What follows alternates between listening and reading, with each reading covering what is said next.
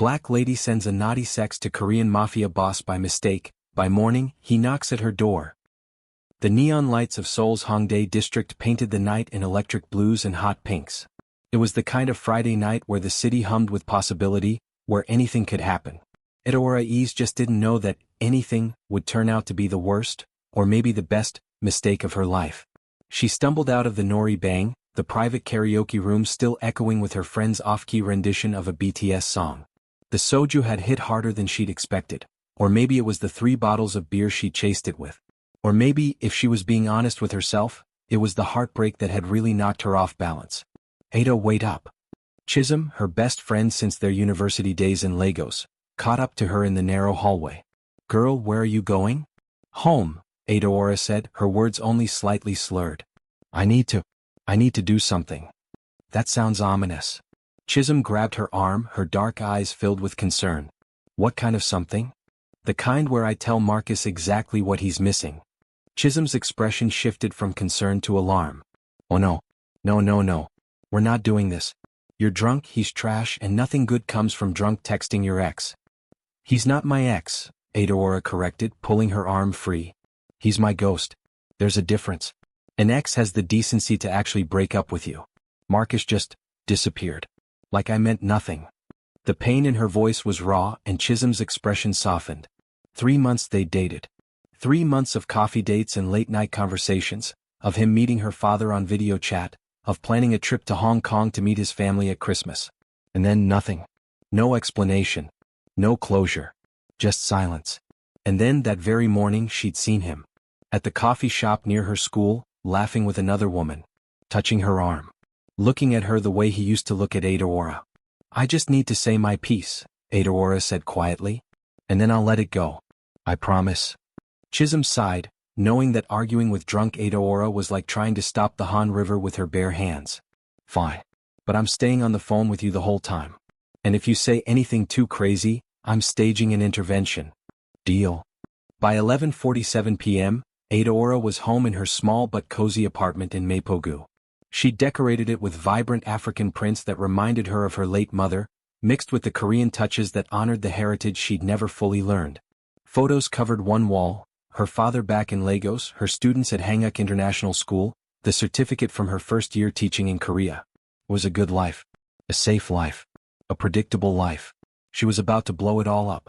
Okay, so what are you going to say? Chisholm's voice crackled through the speakerphone as Adaora curled up on her couch. I don't know. Something that makes him realize what an idiot he is. Something that shows him I'm not sitting here crying over him. Even though you absolutely are? Even though I absolutely am, Adaora admitted. She opened her phone, scrolling through her contacts. The soju made her vision slightly blurry and she squinted at the screen. Where is he? Marcus. Ada, maybe you should just sleep on this. You know what they say, never text drunk. Who says that? Smart people. People who don't regret things in the morning. But Adaora wasn't listening anymore. She'd found the contact, or at least she thought she had. The alcohol made everything a bit fuzzy around the edges. Her fingers flew across the keyboard, typing out everything she wanted to say. Everything she wanted to do. It started as angry, then shifted to something else entirely. If Marcus wanted Bangkok Barbie, fine. But he should know exactly what he was missing. Every single detail. The message grew explicit. Then more explicit. Then so detailed that even drunk Adaora felt her cheeks heat up as she typed. But she didn't stop. This was cathartic. Empowering. Taking control of her narrative. I'm doing it, she announced. Doing what? Chisholm's voice sounded distant, distracted. Sorry, Deli just came home. What are you doing? Sending Marcus a message he'll never forget. Ada, wait. But Adaora had already hit send.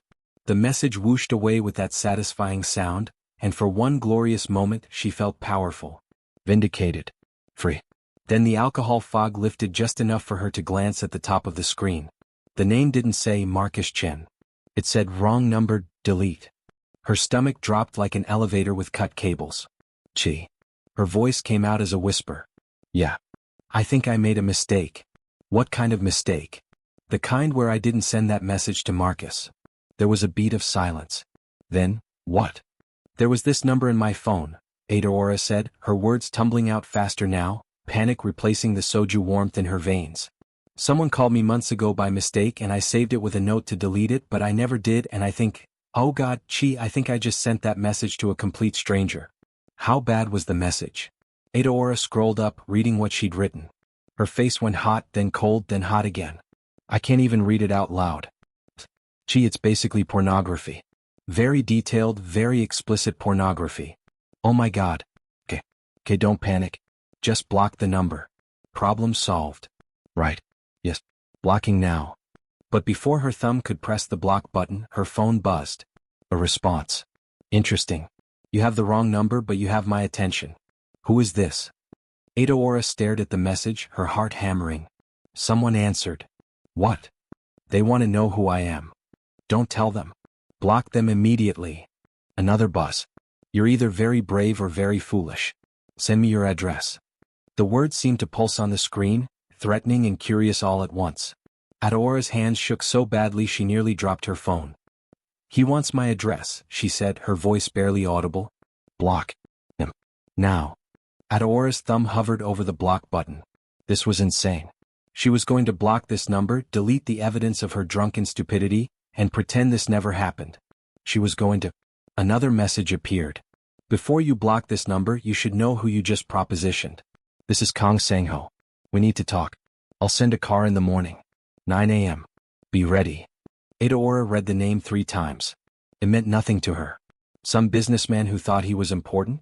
Some arrogant man who couldn't take a wrong number in stride? He says his name is Kang Sang-ho, she told Chisholm. Like I'm supposed to know who that is. The silence on the other end was deafening. More silence. The kind of silence that makes your stomach twist into knots. Chisholm, you're scaring me. Who is Kang Sang-ho? When Chisholm finally spoke, her voice was barely a whisper, trembling with something Adaora had never heard from her fearless best friend. Pure terror. Ada? Please tell me you're joking.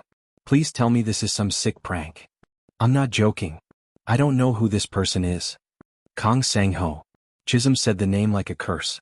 The Kang Sang-ho. Ada, God, how do I even explain this? He runs the Kang crime family. They're one of the biggest organized crime syndicates in Korea. They control half of Seoul's underground, drugs, weapons, money laundering, protection rackets. Everyone knows the Kang family. Everyone knows not to cross them. The room seemed to tilt sideways. Adaora grabbed the arm of her couch to steady herself. That can't be right. This is probably a different person. Common name, right? There must be dozens of Kang Sang-hos in Seoul. Do you remember last year? Chisholm cut her off. That politician who was investigating organized crime? The one they found dead in the Han River? Yes, but that was the Kang family. Sending a message. And that club in Gangnam that burned down last summer? The one where the owner refused to pay protection money? Also the Kang family. Ada, you just sent an explicit sexual message to literally the most dangerous man in Seoul. Adaora's phone buzzed again. She looked down with dread. I'm waiting for a name, miss? Her hands were shaking so badly she could barely type. I'm so sorry, this was a terrible mistake. The message was meant for someone else. Please forget this happened. I sincerely apologize for any offense. She hit send and immediately started trying to block the number. Did you block him? Chisholm asked urgently. I'm trying, but... Another message came through before she could finish. I don't forget anything. 9 a.m., miss? Or should I find out myself? It would take my people approximately 17 minutes to trace this number and locate you. Cooperating would be simpler. The threat was casual, almost polite. That made it worse somehow. He says he'll trace my number if I don't tell him who I am. Adaora read the message aloud, her voice hollow. Can he actually do that? If anyone can, it's him. He has connections everywhere. Police, telecommunications, government. Ada, you need to tell him your name. Don't make him hunt for you. Trust me, that's worse. You want me to tell a crime boss who I am? Better than having him show up at your door angry because you made him work for it. Adaora's mind raced through her options. Run. Where? She had a work visa, limited Korean language skills, and nowhere to hide. Go to the police? And tell them what? That she drunk texted a suspected crime boss? They'd either laugh at her or worse, tip him off that she tried to report him. She was trapped. With trembling fingers she typed. Adaora ease. Again, I apologize. This was a mistake. The response came within seconds. I'll see you at 9 a.m., Miss Ease. I suggest you get some sleep. You'll need it. Then another message. And Mrs.? I'm very curious to see if the reality lives up to the vivid promises in your message. Adaora dropped her phone like it had burned her. What did he say? Chisholm demanded. He's sending a car in the morning. He wants to meet me.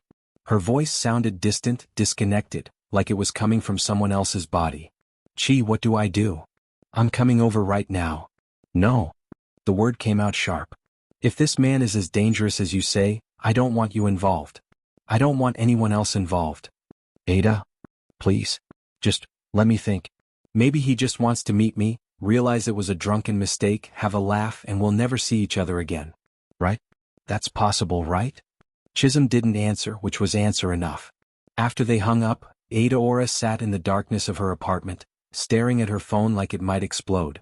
The cheerful chaos of her home, the lesson plans for Monday's kindergarten class, the half-finished romance novel on her nightstand, the photos of her students' artwork on her refrigerator, all of it suddenly felt fragile. Temporary. She opened her laptop and Googled Kang Sang-ho. The results made her stomach turn. Page after page of news articles, each one more damning than the last. Suspected crime boss evades prosecution again. Kang Corporation under investigation for money laundering. 5 witnesses in Kang case mysteriously recant testimony. And photos. So many photos. Charity galas. Business conferences. Art gallery openings. In every image, Kang Sang-ho looked devastatingly handsome in expensive suits, his perfectly styled black hair and sharp features giving him the appearance of a K-drama actor. He smiled in some of the photos, shaking hands with politicians and business leaders. But his eyes, even through the screen, even in photos meant to make him look civilized, his eyes were cold. Calculating. Dangerous. One article included a quote from an anonymous police source. Kang Sang-ho is the most dangerous kind of criminal, intelligent, connected, and utterly ruthless. He's built an empire on fear, and everyone who's ever tried to cross him has regretted it. Those who live to regret it anyway. Adaora slammed the laptop shut. She tried to sleep but couldn't. Every sound in her building made her jump. Were those footsteps in the hallway? Was someone already watching her apartment? Had his people already traced her address? At 3 a.m. she was still wide awake, staring at her ceiling, playing through tomorrow's scenarios. Best case, he laughs off the mistake, maybe makes a crude joke and lets her go. Worst case, she didn't want to think about the worst case. At 5 a.m. she gave up entirely and got in the shower. She scrubbed her skin until it was almost raw, as if she could wash away the mistake, the fear, the bone-deep certainty that her life was about to change forever. At 7 a.m. she stood in front of her closet, trying to decide what one wears to meet a crime boss. She settled on jeans and a modest navy sweater. Nothing provocative, nothing that could be misinterpreted.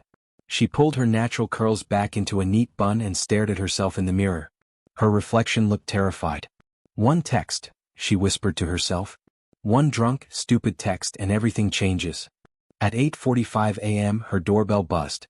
She jumped, her heart leaping into her throat. It wasn't even 9 yet. Maybe it was a neighbor. Maybe it was a delivery. Maybe. The buzzer sounded again, longer this time. Insistent. With shaking hands, she walked to her intercom and pressed the button to see who was outside. The screen flickered to life, showing her building's entrance. A black Mercedes sat at the curb, its windows tinted so dark they looked like portals to another dimension. A man in a black suit stood at her door, looking directly at the camera.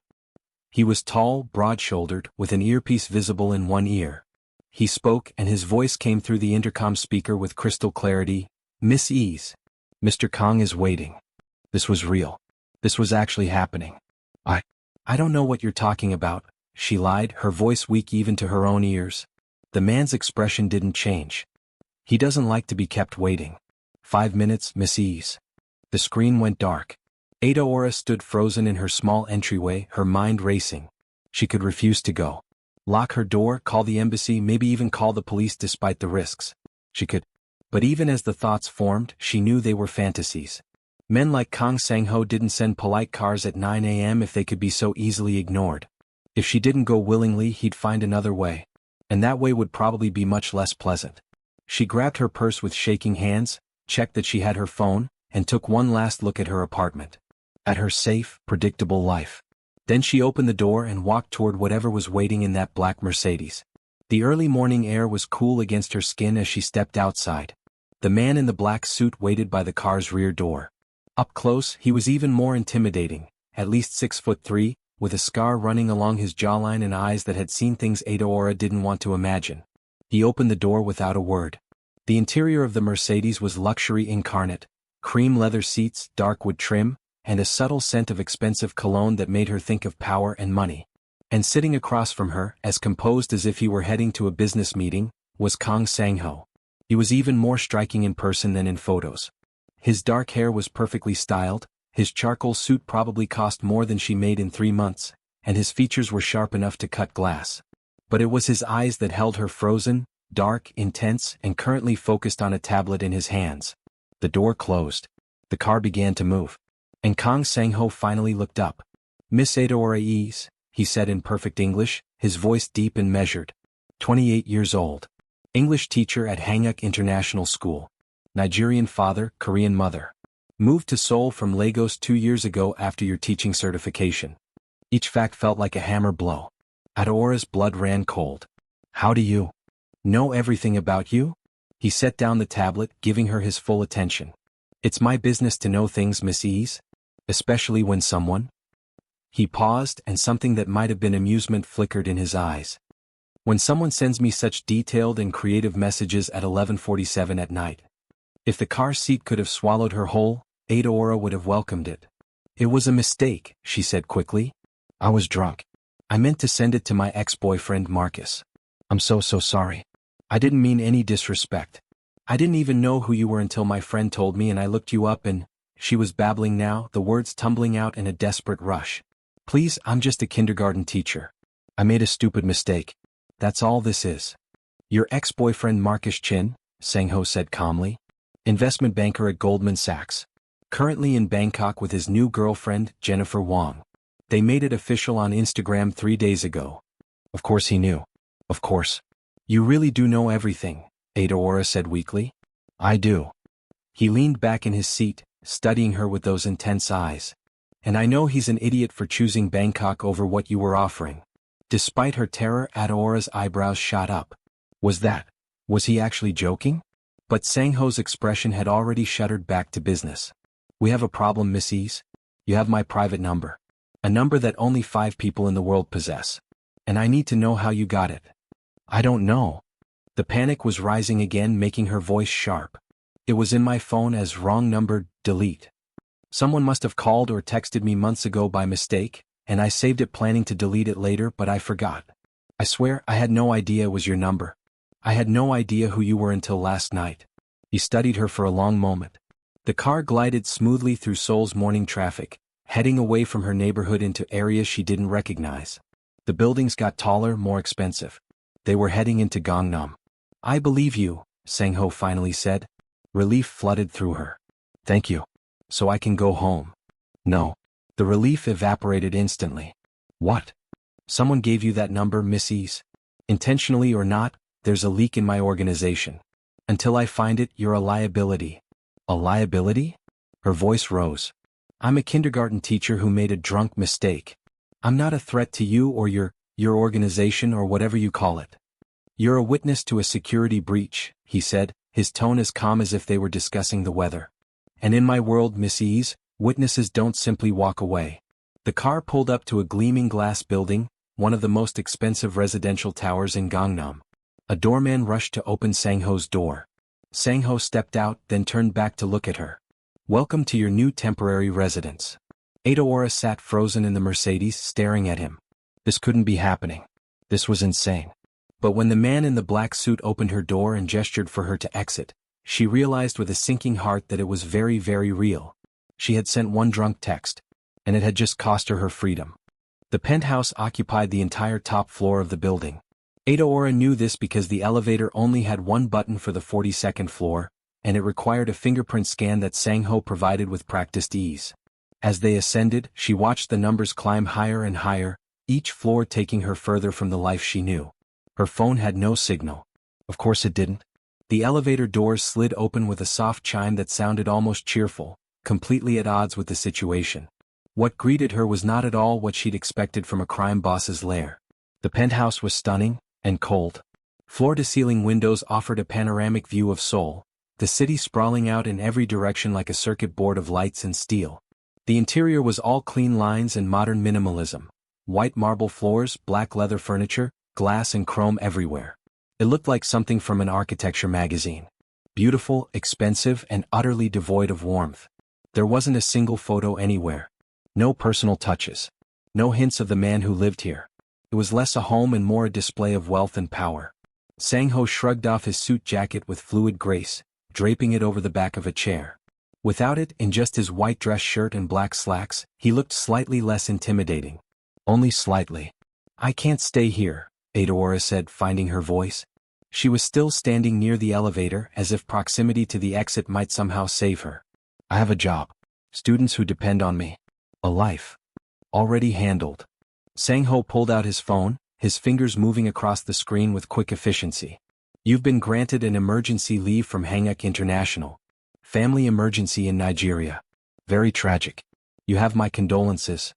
The casual way he said it, like he hadn't just upended her entire life with a few phone calls, made her anger flare hot and bright, burning through the fear. "You can't just do that. You can't just kidnap me and rearrange my life." He looked up from his phone, one eyebrow raised. "I just did. This is insane. This is illegal. Most things I do are illegal, Mrs. It hasn't stopped me yet." He gestured toward a hallway that branched off from the main living area. "Your room is the second door on the left. The bathroom is en suite. My head of security will bring you clothes in your size within the hour." "How do you know my size?" He gave her a look that clearly said really, and Adaora felt her face heat. Right. He knew everything. Her dress size was probably the least invasive thing he'd discovered about her in the past 12 hours. "You're free to move about the penthouse," he continued, his tone almost businesslike now, as if he were giving a hotel guest the tour. "The kitchen is fully stocked. Help yourself to anything. There's a library through that door, a gym, and an entertainment system in the media room. Don't try to leave. There are security measures you really don't want to trigger." "What kind of security measures?" "The kind that would require me to have a very unpleasant conversation with you." He moved toward what she assumed was his office. "I have work to do. Make yourself comfortable." "Comfortable?" She laughed, a sharp, slightly hysterical sound. "You want me to make myself comfortable in my prison?" He paused, his hand on the office door, and turned back to look at her. For a moment, something flickered across his face, not quite regret but something close to it. "I prefer the term, protective custody," he said quietly. "And Mrs. Try not to send any more explicit texts to dangerous men. It's becoming a bad habit." There was the ghost of a smile on his lips as he disappeared into his office. The door clicked shut with a finality that made Adaora want to scream. Instead, she did the next best thing. She grabbed one of the expensive decorative pillows from the couch and screamed into it as loudly as she could. It didn't help much. The bedroom was, objectively speaking, beautiful. Probably bigger than her entire apartment. The king-size bed had crisp white linens that looked like they had a thread count in the thousands. Abstract art hung on the walls, expensive pieces she suspected, though she didn't know enough about art to be sure. Everything was in shades of gray and white and black, continuing the penthouse's cold, impersonal aesthetic. The bathroom was even more impressive. A soaking tub that could fit 3 people sat beneath a window with a view of Seoul. The shower had 6 different heads and enough buttons to pilot a spaceship. Luxury toiletries lined the counter, still sealed in their packaging. Fresh towels hung on heated racks. It was like being trapped in a 5-star hotel. Adaora sat on the edge of the massive bed and pulled out her phone. Still no signal. She tried anyway, typing out a message to Chisholm. "I'm okay. I think. Can't talk. We'll explain later." The message failed to send. She tried again. Failed again. "Damn it," she whispered. A knock on the door made her jump. Before she could respond, a woman entered, tall, lean, probably in her 40s, with sharp features and eyes that missed nothing. She wore a black suit similar to the driver's, and she moved with the kind of controlled grace that suggested military or martial arts training. "Your clothes," the woman said in Korean accented English, setting down 3 large shopping bags from high-end stores. "Dinner is at 7. Mr. Kong expects you to join him." "Expects." Adaora stood up, crossing her arms. "What if I don't want to?" The woman's expression didn't change. "Then you don't eat." She turned to leave, but Adaora called out, "Wait. What's your name?" The woman paused in the doorway, looking back with something that might have been surprise. "Jae Min-soo. I'm Mr. Kang's head of security." How long have you worked for him? 15 years. And you're okay with this? With him just keeping me here? Jay's expression softened almost imperceptibly. Mr. Kong doesn't do anything without reason, Miss Ease. If he brought you here, it's because he believes it's necessary. Necessary for who? For both of you, Jay said, and then she was gone, closing the door quietly behind her. Adaora stood alone in the enormous bedroom, staring at the shopping bags. She didn't want to look inside. Looking inside meant acknowledging that this was real, that she was really here, that this was actually happening. But curiosity, and the fact that she was still wearing yesterday's clothes, won out. She opened the first bag. Inside were jeans in her exact size, 3 different styles. T-shirts and sweaters in colors she actually liked. Deep blues, rich purples, warm earth tones. Underwear and bras that were somehow both tasteful and expensive. Comfortable lounge wear. Even pajamas and soft cotton that looked incredibly cozy. The second bag held workout clothes because apparently she was expected to use that gym. The third had toiletries, her preferred brand of face wash, the same lotion she used at home, even her specific shade of lip balm. It should have been thoughtful. Instead, it was terrifying. How much did he know about her? How deep had his people dug into her life in the span of a few hours? She checked the tags. Everything was returnable, from stores that would take anything back. As if he'd expected her to reject them. As if he'd wanted to give her the choice, even though he'd taken away every other choice she had. Adaora sank back onto the bed, a pair of jeans clutched in her hands, and let herself acknowledge the truth she'd been avoiding since she stepped into that Mercedes. She was completely, utterly powerless here. And Kang Sang-ho held all the cards. She didn't mean to fall asleep, but the exhaustion from her sleepless night finally caught up with her. When she woke, disoriented and groggy, the light streaming through the windows had shifted. Her phone, still signalless, told her it was 6:30 p.m. Dinner at 7. He expected her to join him. Part of her wanted to stay in this room, to refuse, to assert some small measure of control over her situation. But the rumble in her stomach reminded her that she hadn't eaten since yesterday's fried chicken at the Nori Bang. And despite everything, despite the fear and anger and confusion, she was starving. She took a shower in that ridiculous bathroom, standing under water pressure that felt like a massage, and tried to think clearly. What did she know? Kang Sang-ho was dangerous. He was powerful. He was holding her here against her will. But he hadn't hurt her. Hadn't threatened her directly. Hadn't done anything except observe her. Study her. Like she was a puzzle he was trying to solve. And there was something else.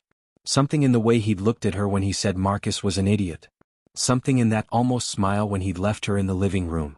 Something that felt less like a captor and more like, what? She didn't know. And she didn't trust herself to figure it out when her judgment was so clearly compromised by fear and exhaustion. She dressed in one of the outfits he'd provided, jeans and a soft burgundy sweater that fit perfectly, and pulled her hair back from her face. No makeup. She refused to make an effort for him. At exactly 6:59 p.m. she emerged from the guest room. The penthouse had transformed. Soft lighting had replaced the harsh overhead lights, making the space feel warmer, less sterile. She could smell food, Korean food, rich and savory and absolutely mouth-watering. She followed her nose to a dining room she hadn't noticed before, separated from the main living area by a decorative screen. A long table dominated the space, set for 2. At one end sat Sang-ho, now changed into casual clothes, black slacks and a simple black t-shirt that somehow made him look more dangerous than the expensive suit had. He looked up as she entered, his eyes tracking her movement across the room. "You can sit closer," he said, gesturing to the seat immediately to his right. "I don't bite." Adaora considered taking the seat at the far end of the table, at least 12 feet away, just to spite him. But that felt childish. And her mother had raised her with better manners than that, even if the situation was insane. She sat down 2 seats away from him. A compromise. "Unless you're provoked?" she asked, picking up the thread of his comment. "Unless I'm provoked," he agreed, and there was that hint of amusement again, dancing at the corners of his mouth. Staff appeared. When had they arrived? Had they been here the whole time, invisible? Carrying dishes. Bulgogi, its sweet and savory aroma making Adaora's mouth water. Kimchi jjigae, steam rising from the stone pot. Banchan in small dishes covering the table. Seasoned spinach, pickled radishes, spicy cucumber, seasoned bean sprouts. Perfectly cooked white rice in individual bowls. It was a feast. And despite herself, despite everything, Adaora's stomach growled loudly in the quiet room. Sang-ho's lips twitched. "Please. Eat." She wanted to refuse. Wanted to maintain her anger, her resistance. But the food smelled too good and she was too hungry, and there was something about the way he'd said it, not a command but an invitation, that made her pick up her chopsticks. The first bite of bulgogi nearly made her moan. It was perfect, tender, flavorful, exactly the right balance of sweet and savory. She tried the jjigae next, and it was rich and warming, the kind of food that felt like a hug. They ate in silence for several minutes. It wasn't exactly comfortable, but it wasn't hostile either. It was strange. Suspended. Like they were both waiting for something to break the tension. "You're Korean," Sang-ho said finally, setting down his chopsticks. "It's not very good." Adaora bristled, defensive. "I've been here 2 years and I teach in English at an international school. It's hard to learn when everyone around me speaks English and—" "Your mother was Korean," he interrupted, his tone matter-of-fact. "She never taught you?" The question hit a nerve so deep and so painful that for a moment, Adaora couldn't breathe.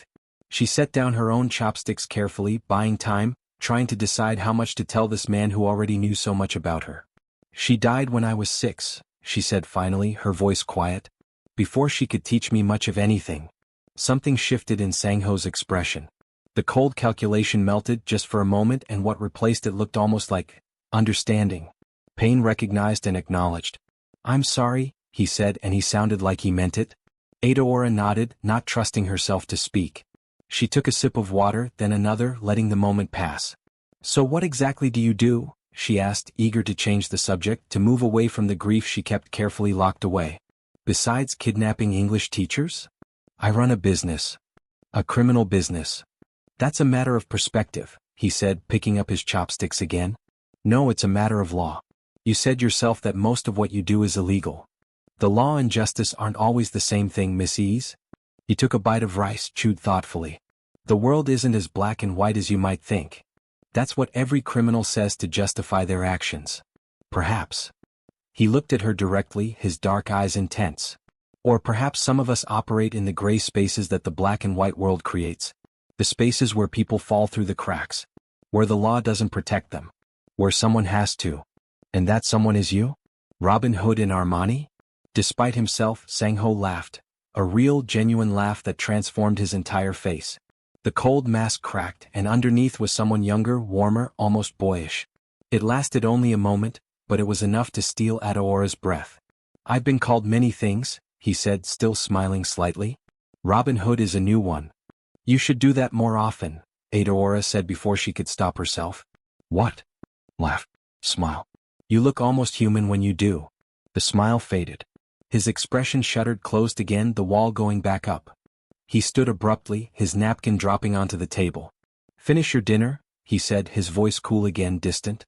"Jay will show you how to use the entertainment system if you'd like. There are books in the library. Help yourself to anything you need." "Wait, I didn't mean." But he was already walking away, disappearing into his office once more. The door closed behind him with a soft click that somehow felt like a shout. Adaora sat alone at the long table, surrounded by delicious food she no longer wanted to eat, and wondered what she'd said wrong. Or maybe she thought what she'd said right. She couldn't sleep. Again. The bed was comfortable, too comfortable if that was possible, but her mind wouldn't stop racing. Every time she closed her eyes, she saw Sang-ho's face.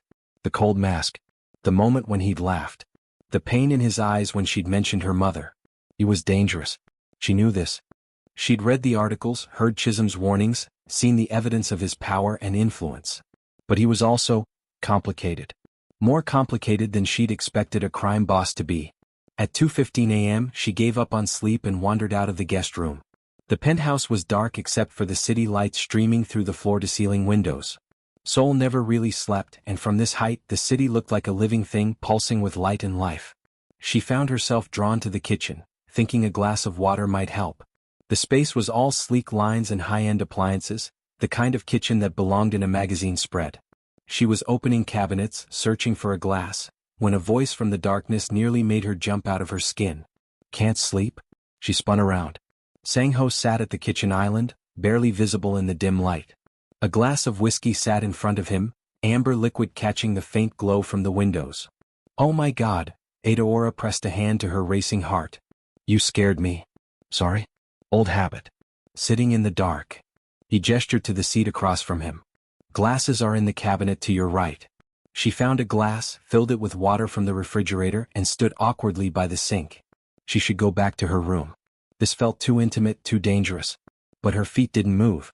"Can't you sleep either?" she asked. "Sleep is a luxury I can't afford." He took a sip of his whiskey.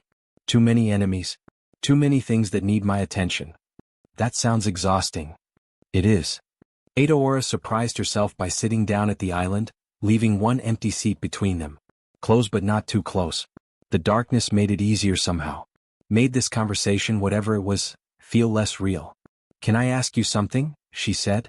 "You're going to anyway. How did you end up doing this? Running an organization like yours?" She expected him to shut her down, to tell her it was none of her business, to retreat back into that cold persona. Instead, he stared into his glass for a long moment, and when he spoke, his voice was quiet, almost reflective. "I didn't choose it. It chose me." He swirled the whiskey, watching it catch the light. "My father built this organization. Not because he wanted to be a criminal, but because he saw how the system failed people like us. Immigrants. People without connections. People the law didn't protect. So he became the law? He became something else. Something between the law and chaos." Sang-ho took another drink. "When he died, I was 17, I could let everything fall apart or I could take control. Those were my only options. And you chose control. I chose survival. For myself. For the people who depended on us. My father had made promises. Had protected people. If the organization fell, those people would have no one." Adaora processed this, trying to reconcile the man sitting across from her with the monster in the news articles. "So you see yourself as, what? A protector?" "I see myself as necessary." He looked up, meeting her eyes in the darkness. "You think the world is black and white. Good and evil. Legal and illegal. But it's not. The law doesn't protect everyone equally. Justice isn't blind, it's expensive. And someone has to fill the gap. By dealing drugs? By threatening people? By providing jobs. By keeping neighborhoods safe when the police won't. By making sure families can keep their businesses when loan sharks try to bleed them dry." His voice hardened. "Do I do illegal things? Yes. Do people fear me? Yes. But I have rules. Codes. We don't sell to children. We don't traffic people. We don't prey on the weak. Just on people who send you the wrong text message?" The corner of his mouth twitched. "You're an exception." "Lucky me." They sat in silence for a moment. The city hummed beyond the windows. The refrigerator made a soft whirring sound. And something passed between them, not quite understanding but maybe the beginning of it. Or at least the acknowledgement that they were both more complicated than first impressions suggested. "I don't understand your world," Adaora said finally. Sang-ho's eyes locked onto hers, and the intensity in them made her breath catch. "I know. That's why you're dangerous." "I'm dangerous?" "I'm a kindergarten teacher who sent a drunk text. You make me forget." His voice was low, almost rough. "Even for a moment you make me forget who I am. What I am. And in my world, that's the most dangerous thing of all." The air between them crackled with something electric, something Adaora didn't want to name. Her heart pounded, but not from fear this time. From something else entirely. "Forget what?" she whispered. Sang-ho stood abruptly, setting down his glass with a sharp click against the marble counter. "That people like you and people like me don't belong in the same room. That I'm keeping you here against your will. That this," he gestured between them, "whatever this is, it can't happen. I didn't say anything was happening. You didn't have to." He looked at her one more time, his expression unreadable in the shadows. "Good night, Mrs. Try to get some sleep." He walked away, leaving her alone in the dark kitchen with her untouched water and a heart that was beating far too fast for someone who was supposed to be a prisoner. Adaora sat there for a long time after he left, staring at the empty seat where he'd been, and realized with a sinking, terrifying certainty that she was in far more danger than she'd thought. Not from him. From herself. And from whatever was growing between them in the darkness. Morning came too early and too bright. Sunlight streamed through the floor-to-ceiling windows, turning the guest bedroom into a glowing white box. Adaora groaned and pulled a pillow over her face, trying to recapture the few hours of sleep she'd finally managed after returning from the kitchen at 3 a.m. She'd dreamed of dark eyes and whiskey and words spoken in shadows. She'd dreamed of being both trapped and free at the same time. She'd woken up confused about which was worse. Her phone on the nightstand showed 8:47 a.m. Still no signal. 3 missed calls from Chisholm that had never come through. A dozen text messages that had never sent. She was completely cut off from the outside world. The thought should have terrified her more than it did. Instead, what terrified her was how quickly she was adjusting to this. To the luxury. To the routine. To him. It had only been one day. One day, and already the edges of her resistance were starting to blur. She forced herself out of bed and into the shower, letting the hot water wash away the confusion.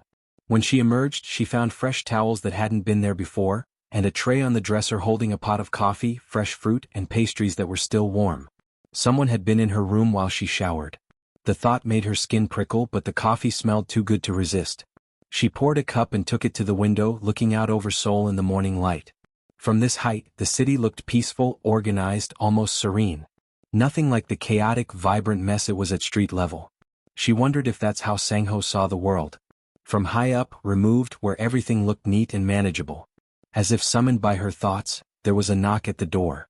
"Come in," she called, expecting Jay. But it was Sang-ho who entered, and Adaora's breath caught.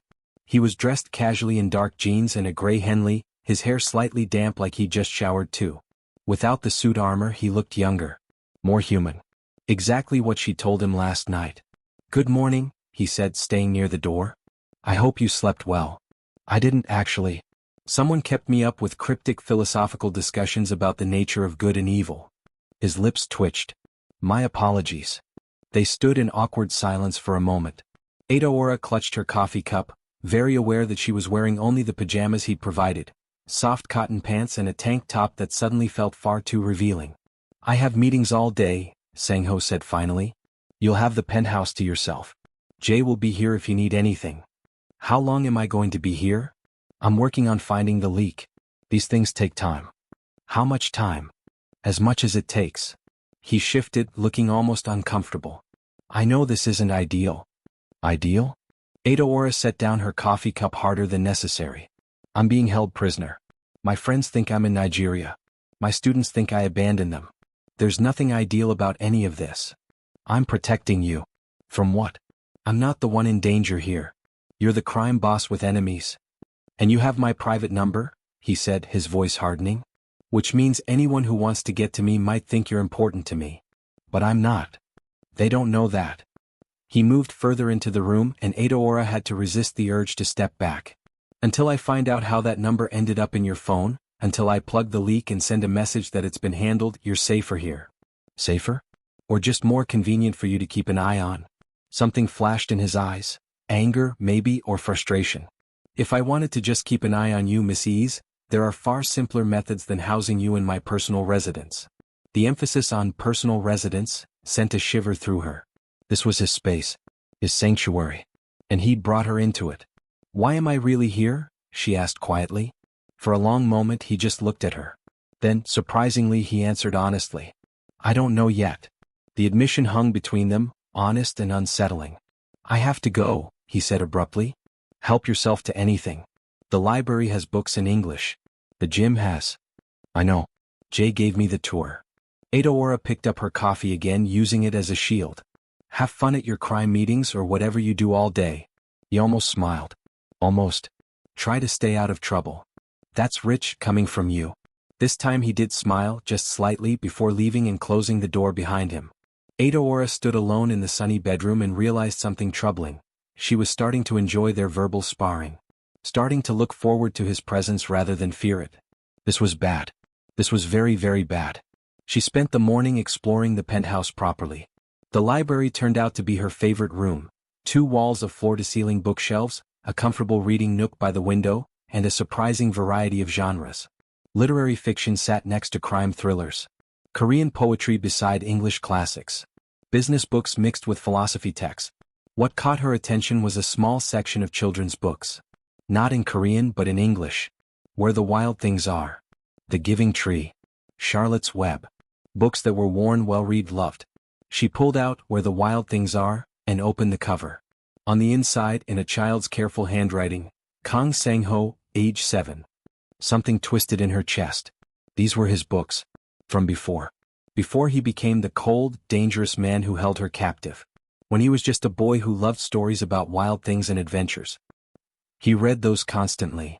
Adaora jumped, nearly dropping the book. Jay stood in the doorway, her expression softer than Adaora had seen it. "Sorry, I didn't mean to startle you," Jay said, moving into the library. His mother read them to him. After she died, he read them to himself. Over and over. His mother died too? When he was 8. Cancer. Jay ran her finger along the bookshelf. His father tried, but he was building the organization, fighting for survival. Sang-ho raised himself mostly. Adaora carefully replaced the book. "Why are you telling me this?" "Because you asked him last night why he does what he does. And I think you deserve a fuller answer." Jay turned to face her. He was 17 when his father was killed. Murdered by a rival family. They came to the funeral, Sat in the back. "A message, we can touch you even here." "That's horrible." That's when Sang-ho became what he is. He was a boy who liked stories and wanted to be a teacher. Jay's smile was sad. Instead, he became the monster they created. He took control of the organization and spent the next year systematically destroying everyone who'd been involved in his father's death. He was 18 when it was over. When he'd won. "That doesn't excuse." "I'm not asking you to excuse anything," Jay interrupted gently. "I'm just explaining. That boy who read these books? He's still in there. But he's buried so deep that even Sang-ho forgets he exists sometimes." She left Adaora alone with the children's books and too many thoughts. Day 3 in the penthouse. Adaora had fallen into a rhythm despite herself. Morning coffee by the windows. Reading in the library. Avoiding the gym because it felt too much like accepting her situation. Lunch alone in the kitchen. More reading. Waiting for dinner. Waiting to see him. That was the worst part. She'd caught herself watching the clock at 6:30, knowing he usually returned around 7. She'd started choosing her clothes more carefully, telling herself it was just about not looking like a prisoner, but knowing it was a lie. She was attracted to him. Despite everything. Despite the circumstances. Despite the fact that he was keeping her here against her will. She was attracted to a crime boss who'd probably killed people. Her mother would have been horrified. Her father would have disowned her. Chisholm would stage an intervention. And yet, on the third evening, after another tense dinner where they circled around topics like boxers in a ring, Sang-ho surprised her. "I need to teach you some Korean," he said. Adaora looked up from her jjigae. "What? You're Korean. It's terrible. If you're going to be here for a while, you should at least be able to communicate." "I can communicate fine." "You can order coffee and ask for directions." "That's not communication." He stood up. "Tomorrow morning. 9 a.m. We start." "You're going to teach me Korean?" Do you have other plans?" She wanted to argue, but he was right. She had nothing but time.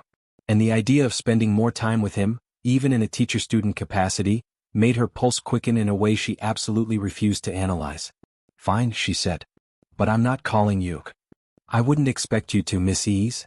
The way he said her name with that slight emphasis, that hint of something warm underneath the formality, made her stomach flip.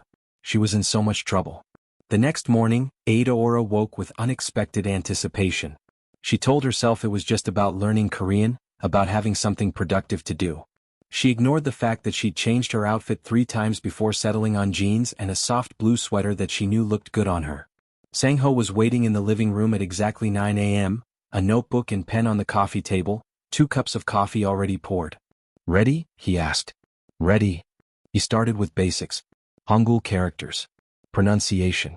He was surprisingly patient, correcting her gently, demonstrating how to shape her mouth for sounds that didn't exist in English or Igbo. "No, the emphasis is on the second syllable." "Gamase hamanida." Adaora tried again. "Gamase hamanida." "Better." He wrote out the characters. "This is formal." "Thank you." "Very polite."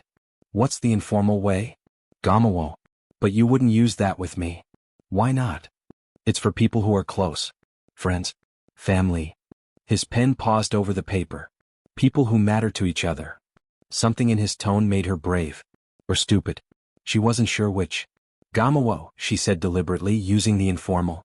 Sang-ho. His name in her mouth, without the Mr. Kong formality, without the Miss Ease distance he always maintained, sounded different. Intimate. Personal. He looked up sharply, his dark eyes locking onto hers. For a moment, the air between them was so charged she could barely breathe. "You." He cleared his throat. "That's enough for today. But we just started. It's only been. I have work." He stood abruptly, gathering the notebook. "Practice the characters." We'll continue tomorrow. He was gone before she could protest, disappearing into his office like he was escaping something. Adaora sat alone on the couch, her heart pounding, and wondered what exactly she'd just done, and why it had felt so good. That night, Sang-ho didn't come to dinner. Jae brought her food to the dining room, but the seat beside her was empty. The penthouse felt larger, colder, more like the prison it actually was. He had to go out, Jae explained when Adaora asked. Business that couldn't wait. Is he avoiding me? Jae's expression was carefully neutral. Mr. Kong doesn't avoid anything. But Adaora knew better. She'd seen the look in his eyes that morning. The way he'd fled from that moment of connection. He was absolutely avoiding her. She ate alone, the food tasting like cardboard despite its quality. After dinner, she wandered to the library, pulling out a book at random. It turned out to be Korean poetry, which she couldn't read, but she liked the way the characters looked on the page. Like art. She was sitting in the reading nook, watching Seoul's lights come on like stars being born, when she heard the elevator. It was nearly midnight. She stayed where she was, hidden in the library, and listened to Sang-ho move through the penthouse. His footsteps were heavy. Tired. She heard the clink of glass, probably pouring himself whiskey from the bar in the living room. She should stay hidden. Should let him have his space. Should maintain the distance he was so clearly trying to create. Instead, she found herself walking to the living room. He stood by the windows, a glass in his hand, still wearing his suit from whatever business he'd been handling. But the suit was rumpled now, his tie loosened, his hair disheveled. He looked exhausted. Human. Vulnerable in a way she'd never seen. You should be asleep, he said without turning around. Of course he'd heard her. So should you. Sleep is a luxury you can't afford. Yes, I've heard. She moved closer, stopping a few feet away. Where were you? Taking care of something. That's not an answer. He finally turned to look at her, and something in his expression stopped her breath. He looked haunted. Like whatever he'd done tonight had cost him something. There was a problem with one of my operations. I had to handle it personally. Did you hurt someone? He didn't answer, which was answer enough. Adaora should have been horrified. Should have backed away. Should have remembered that this man was dangerous, that he'd probably just come from doing something terrible. Instead she asked, "Are you okay?" The question seemed to surprise him. He stared at her like she'd spoken in a language he didn't understand. Why would you care? I don't know, she said honestly. But I do. He set down his glass and crossed the distance between them in 3 long strides. Before she could process what was happening, his hand came up to cup her face, his thumb brushing across her cheekbone. You shouldn't, he said, his voice rough. You shouldn't care about me. You shouldn't look at me like that. You shouldn't be standing here in the middle of the night, asking if I'm okay when you're the one I'm keeping prisoner. I know. This is insane. I know. I should let you go. Send you home. Forget you exist. But you won't. No, he whispered. I won't. His other hand came up to frame her face, and Adaora's heart was beating so fast she thought it might burst out of her chest. This was wrong. This was crazy. This was... He kissed her. It wasn't gentle. It wasn't sweet. It was desperate and hungry and full of all the things they'd been dancing around for days. His hands slid into her hair and she grabbed fistfuls of his shirt, pulling him closer, kissing him back with equal fervor. She should stop this. Should push him away. Should remember all the reasons this was a terrible idea.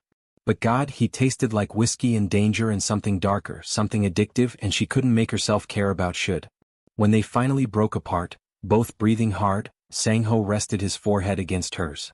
This can't happen, he said, but his hands were still in her hair, still holding her like he couldn't let go. I know. You're here against your will. I know. I'm a criminal.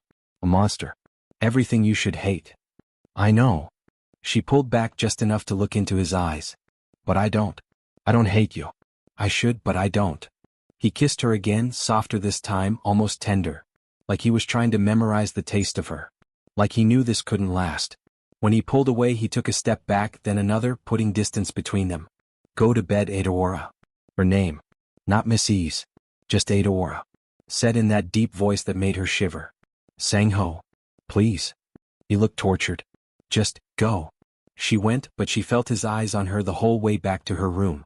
And when she closed the door behind her, she leaned against it and touched her lips, still feeling the ghost of his kiss. Outside her room, Sang-ho stood in the same spot by the windows, staring out at the city, his hand pressed against the glass. What have I done? he whispered to the empty room. But he already knew the answer. He'd done the one thing he'd sworn never to do. He'd let someone in. He'd let someone matter. And in his world, that was the most dangerous thing of all. The next 3 days were a study in tension and avoidance. They continued the Korean lessons, but Sang-ho kept a careful distance now. No more moments of connection. No more late-night conversations. He was cordial, polite, and completely locked down. Adaora told herself she was relieved. This was better. Safer. Less complicated. She was a terrible liar. On the 7th day of her captivity, Jay appeared in the library where Adaora was pretending to read. Mr. Kong wants to see you in his office. Adaora's stomach dropped. Why? He didn't say.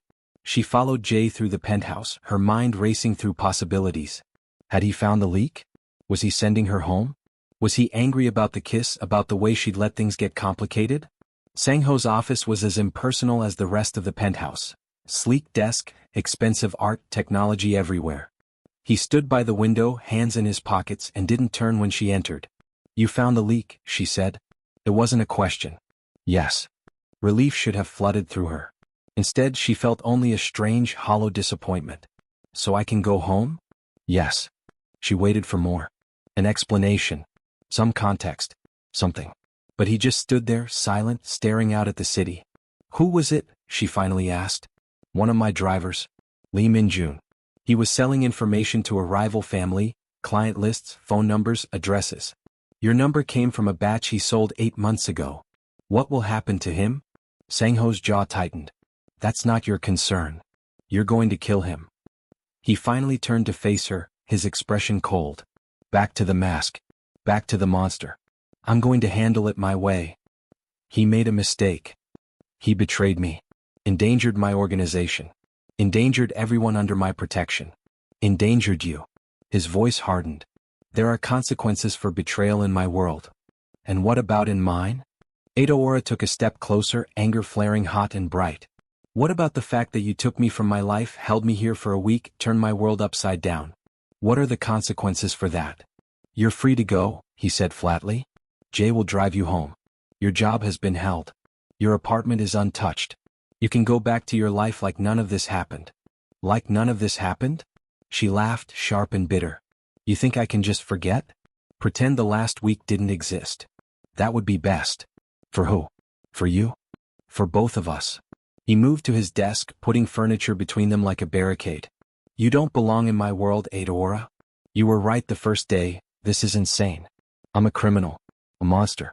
Someone who does terrible things for terrible reasons. You said you do them for good reasons. To protect people. I lied. His voice was cold. Empty. I do them because I like power. Because I like control. Because I'm exactly the man the newspapers say I am. I don't believe you. Then you're a fool. The word hit like a slap. Adaora felt tears prick her eyes, but she refused to let them fall. Refused to give him the satisfaction. Fine, she said, her voice steady despite the storm inside her. I'll go. I'll forget. I'll pretend this week never happened. That you never happened. She turned to leave, but his voice stopped her at the door. Adaora. She looked back. For just a moment the mask slipped. For just a moment she saw the pain in his eyes. The regret. The longing. I'm sorry, he said quietly. For all of it. She wanted to cross the room. Wanted to tell him it was okay. Wanted to kiss him again and damn the consequences. Instead she said, goodbye, Sang-ho. And walked out of his office, his life, his world. Jay was waiting by the elevator, Adaora's things already packed in a bag she hadn't even seen being prepared. They rode down in silence, 42 floors that felt like 42 miles. The morning air hit her face as they exited the building, and it felt like waking from a dream. Or a nightmare. She still wasn't sure which. A car waited at the curb. Not the Mercedes, something more modest. Less conspicuous. Jay opened the door. He cares about you, Jay said quietly. More than he's cared about anyone in a long time. That's why he's sending you away. That doesn't make any sense. In his world it makes perfect sense. Jay's expression was sad.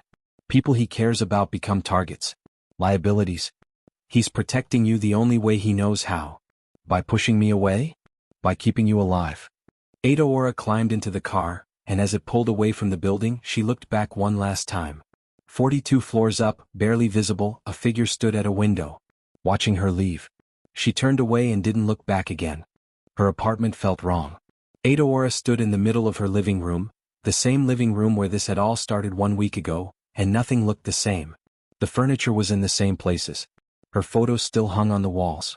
Her lesson plans still sat on the desk. But it all felt like a museum exhibit of someone else's life. Someone who hadn't spent a week in a penthouse with a crime boss. Someone who hadn't fallen for said crime boss. Someone who wasn't completely, utterly lost. Her phone, finally reconnected to the normal world, buzzed incessantly. 12 voicemails from Chisholm. 23 text messages. 6 missed video calls. Each notification felt like an accusation. She couldn't bring herself to listen to any of them yet. Instead, she walked through her apartment like a stranger, touching things that should have been familiar but felt foreign now. Her bed seemed too small after that massive one in the guest room. Her view of the alley behind her building seemed claustrophobic after 42 floors of Seoul spread out like a glowing map. Everything was wrong and she couldn't explain why without sounding insane. She'd been kidnapped. Held against her will. That should have been traumatic. Terrible. Something she'd need therapy to process. Instead she felt hollow. Empty. Like she'd left part of herself in that cold, beautiful penthouse. Her phone rang. Chisholm. Again. This time she answered. Oh my God, Ada. Chisholm's voice was equal parts relief and fury. I've been losing my mind. Are you okay? What happened with your dad? When did you get back? Why didn't you tell me you were going to Nigeria? Right. The lie. The emergency that had never happened. I'm fine, Adaora said, and was surprised by how steady her voice sounded. It was complicated. But everything's okay now. Complicated how? You disappeared for a week. One day you're telling me you drunk texted a crime boss. The next day you're apparently flying to Lagos for a family emergency? Ada, I was terrified. I'm sorry. I should have called, but things happened fast and... Wait. Chisholm's voice sharpened. You drunk texted Kang Sang-ho. The next morning he sends a car. And then you mysteriously have a family emergency? Ada, what really happened? Adaora closed her eyes. She could lie. Should lie. Make up something about her father, about a health scare, about anything that wasn't the truth. He kept me, she said instead, the words spilling out before she could stop them. For a week. In his penthouse. He said it was about finding a leak in his organization, about keeping me safe, but But what? Oh God, Ada, did he hurt you? We need to go to the police right now. No. No, he didn't hurt me. He just kept me there. Fed me. Talked to me. Taught me Korean. And then he found his leak and sent me home and I just... She sank onto her couch, the same couch where she'd sent that cursed text. I don't know what to feel. Silence on the other end. Then, Ada, are you telling me you fell for him? No. Maybe. I don't know. She laughed, the sound slightly hysterical. How do you fall for someone who kidnaps you? That's insane, right? Stockholm Syndrome or something? That's definitely something, Chisholm said carefully. But Ada, listen to me. This man is dangerous. He's a criminal. Whatever you think you felt in there, it wasn't real. It was survival instinct. Your brain trying to make the best of a bad situation. You're right. Adaora knew her friend was right. Of course she was right. You're absolutely right. I'm coming over.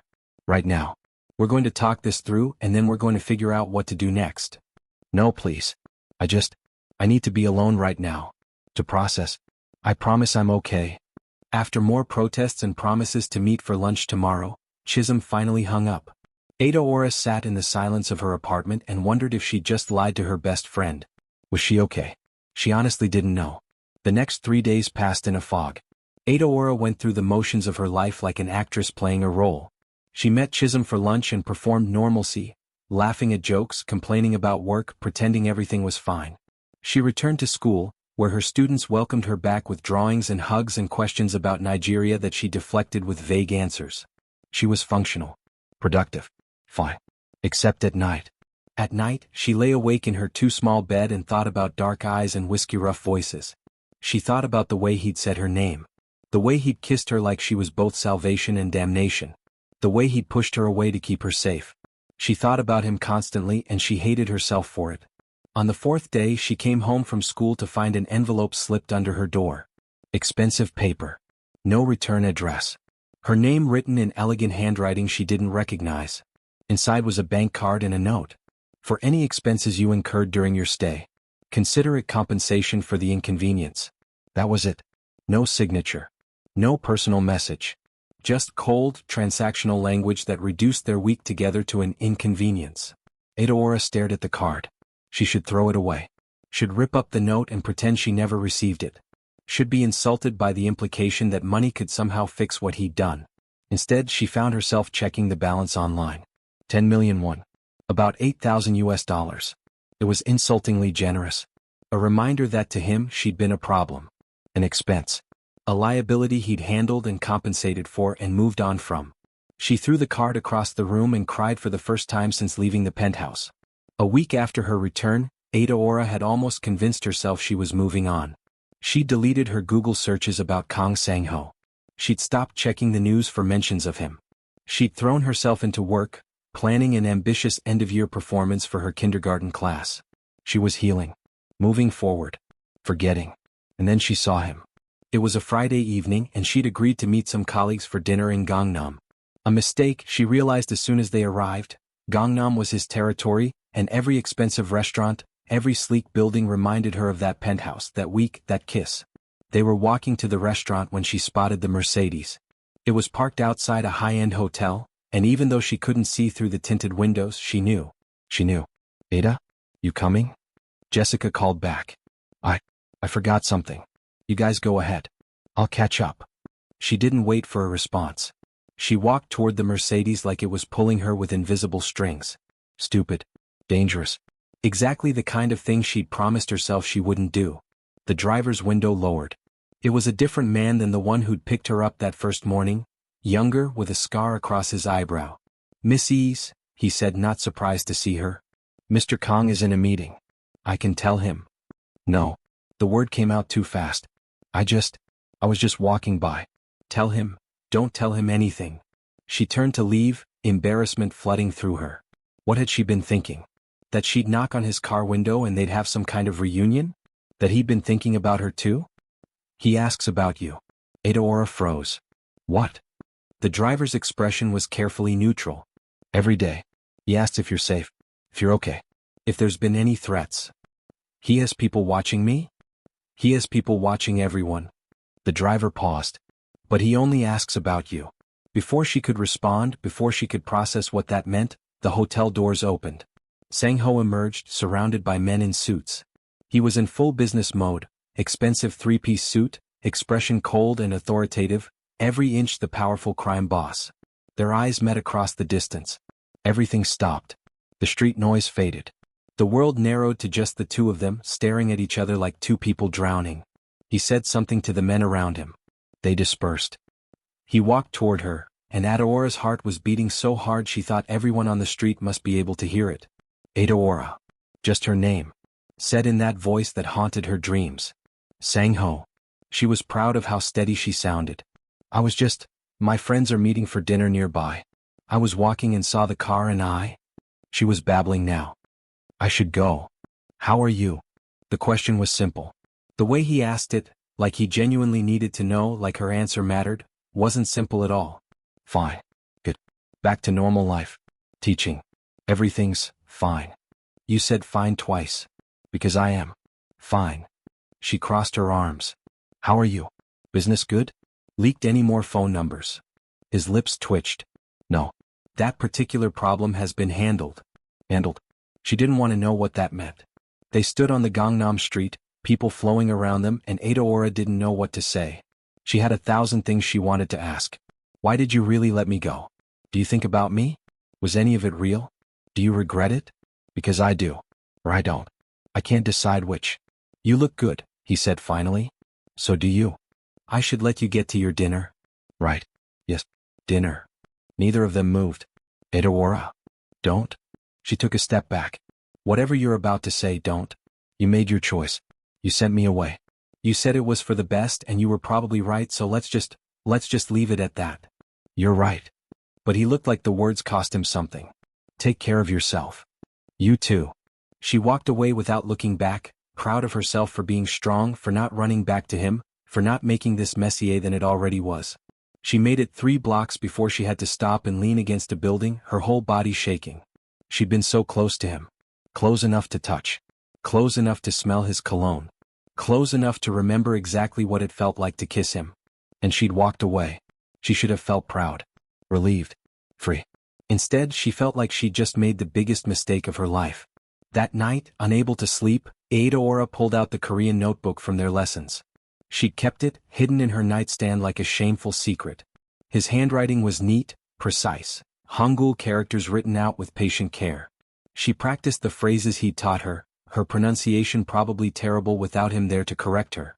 Gamsahamnida. Gamalo. Anyang. Sarangi. She'd looked that one up after leaving. He'd never taught it to her directly, but she'd seen it in the notebook margins, written once and then scratched out, like he'd started to write it and thought better of it. I love you. Had he meant to teach her that? Had he started to write it down during one of their lessons and stopped himself? Or was she reading meaning into random scratches on paper because she was desperate to believe their week together had meant something? Her phone buzzed. A text from an unknown number. Are you awake? Her heart stopped. She knew that number. She'd deleted it, blocked it, tried to forget it. But she'd memorized it in that first panicked night and she recognized it instantly. She should ignore it. Should block it again. Should maintain the boundary he'd established when he sent her home. Instead, she typed, yes. 3 dots appeared immediately. Disappeared. Appeared again. I can't stop thinking about you. Adaora stared at the message, her hands shaking. This was wrong. Dangerous. Exactly what they'd agreed not to do. Sangho, don't. I know. I'm sorry. I shouldn't have texted.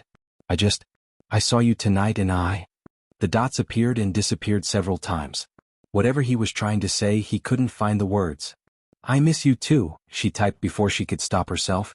The response came immediately, can I see you? Every rational part of her brain screamed no. This was insane. He was a criminal. She was a kindergarten teacher. They lived in different worlds. He'd said so himself. But her fingers were already typing, when? Now. It's 2 a.m. I'm outside. Adaora ran to her window and looked down at the street. The black Mercedes sat at the curb, almost invisible in the darkness.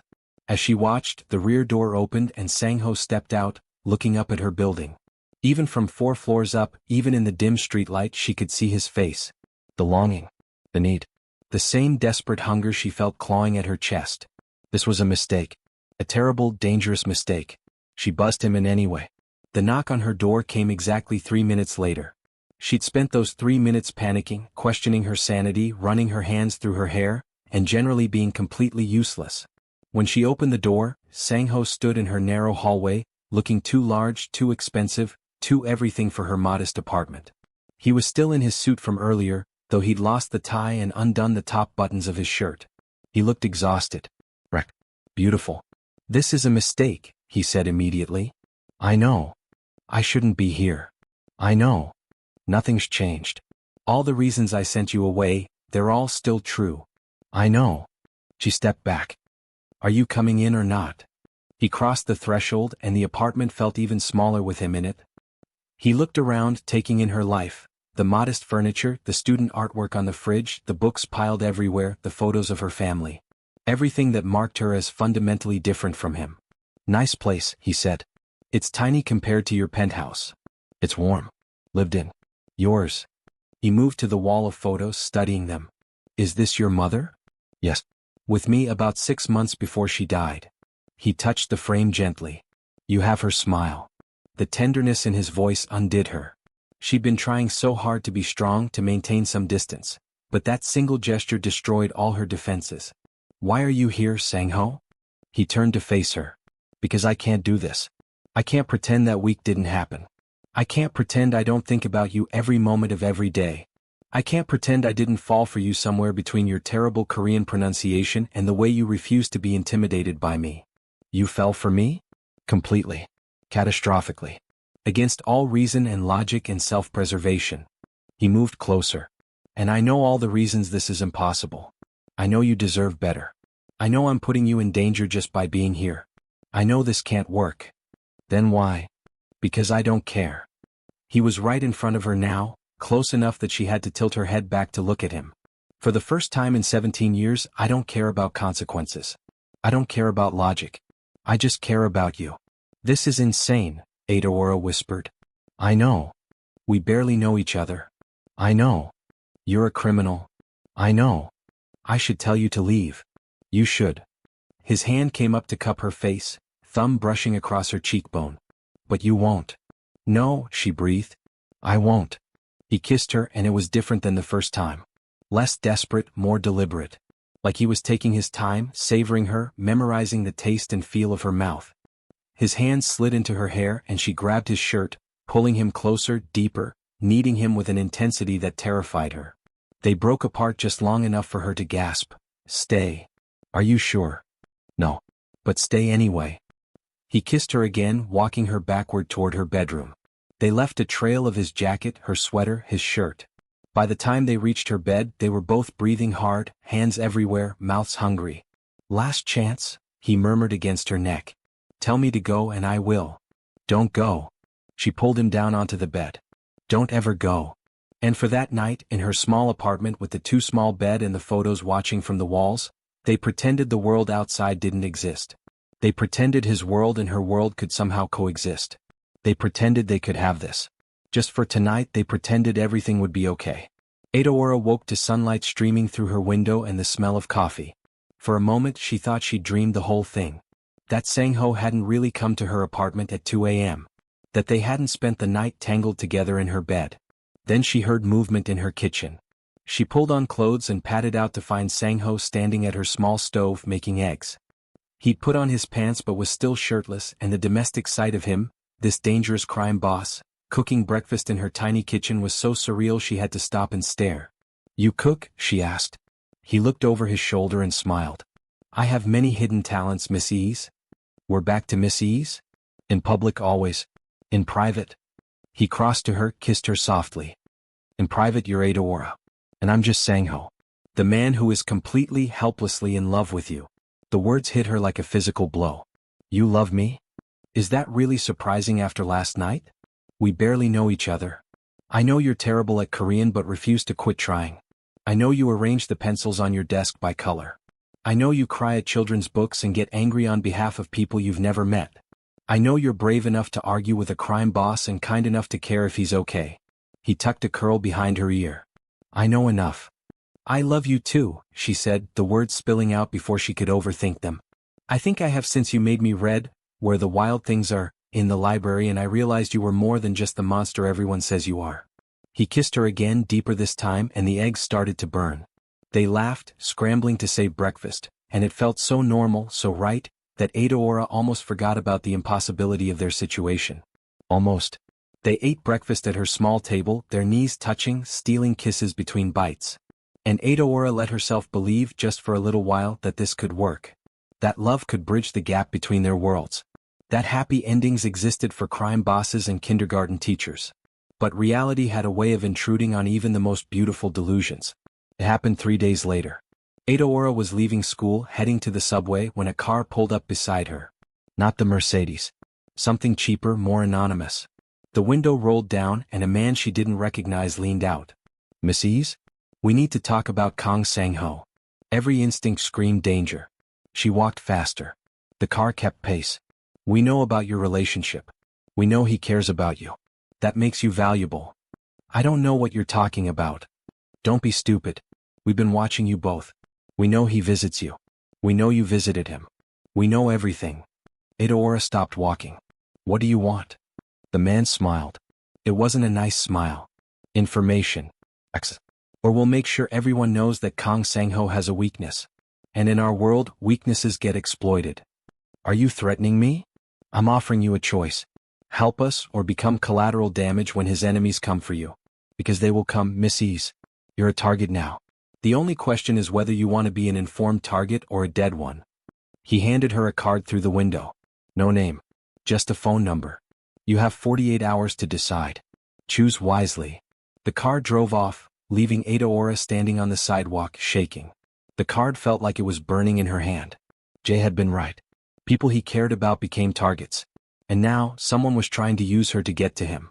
She pulled out her phone and called the only person who could help. Sang-ho, she said when he answered. We have a problem. Beautiful women. Powerful women. Women who would have been perfect for his world. He never looked at any of them the way he looks at you. Maybe that's the problem. Maybe I'm the wrong person for his world. Or maybe you're exactly the right person. Maybe you're the one who can remind him he's more than just the monster they created. Before Adaora could respond, Jay's phone buzzed. She looked at the screen and her expression tightened. We need to move. Now. What? Why? The Choi family just hit 3 of our operations simultaneously.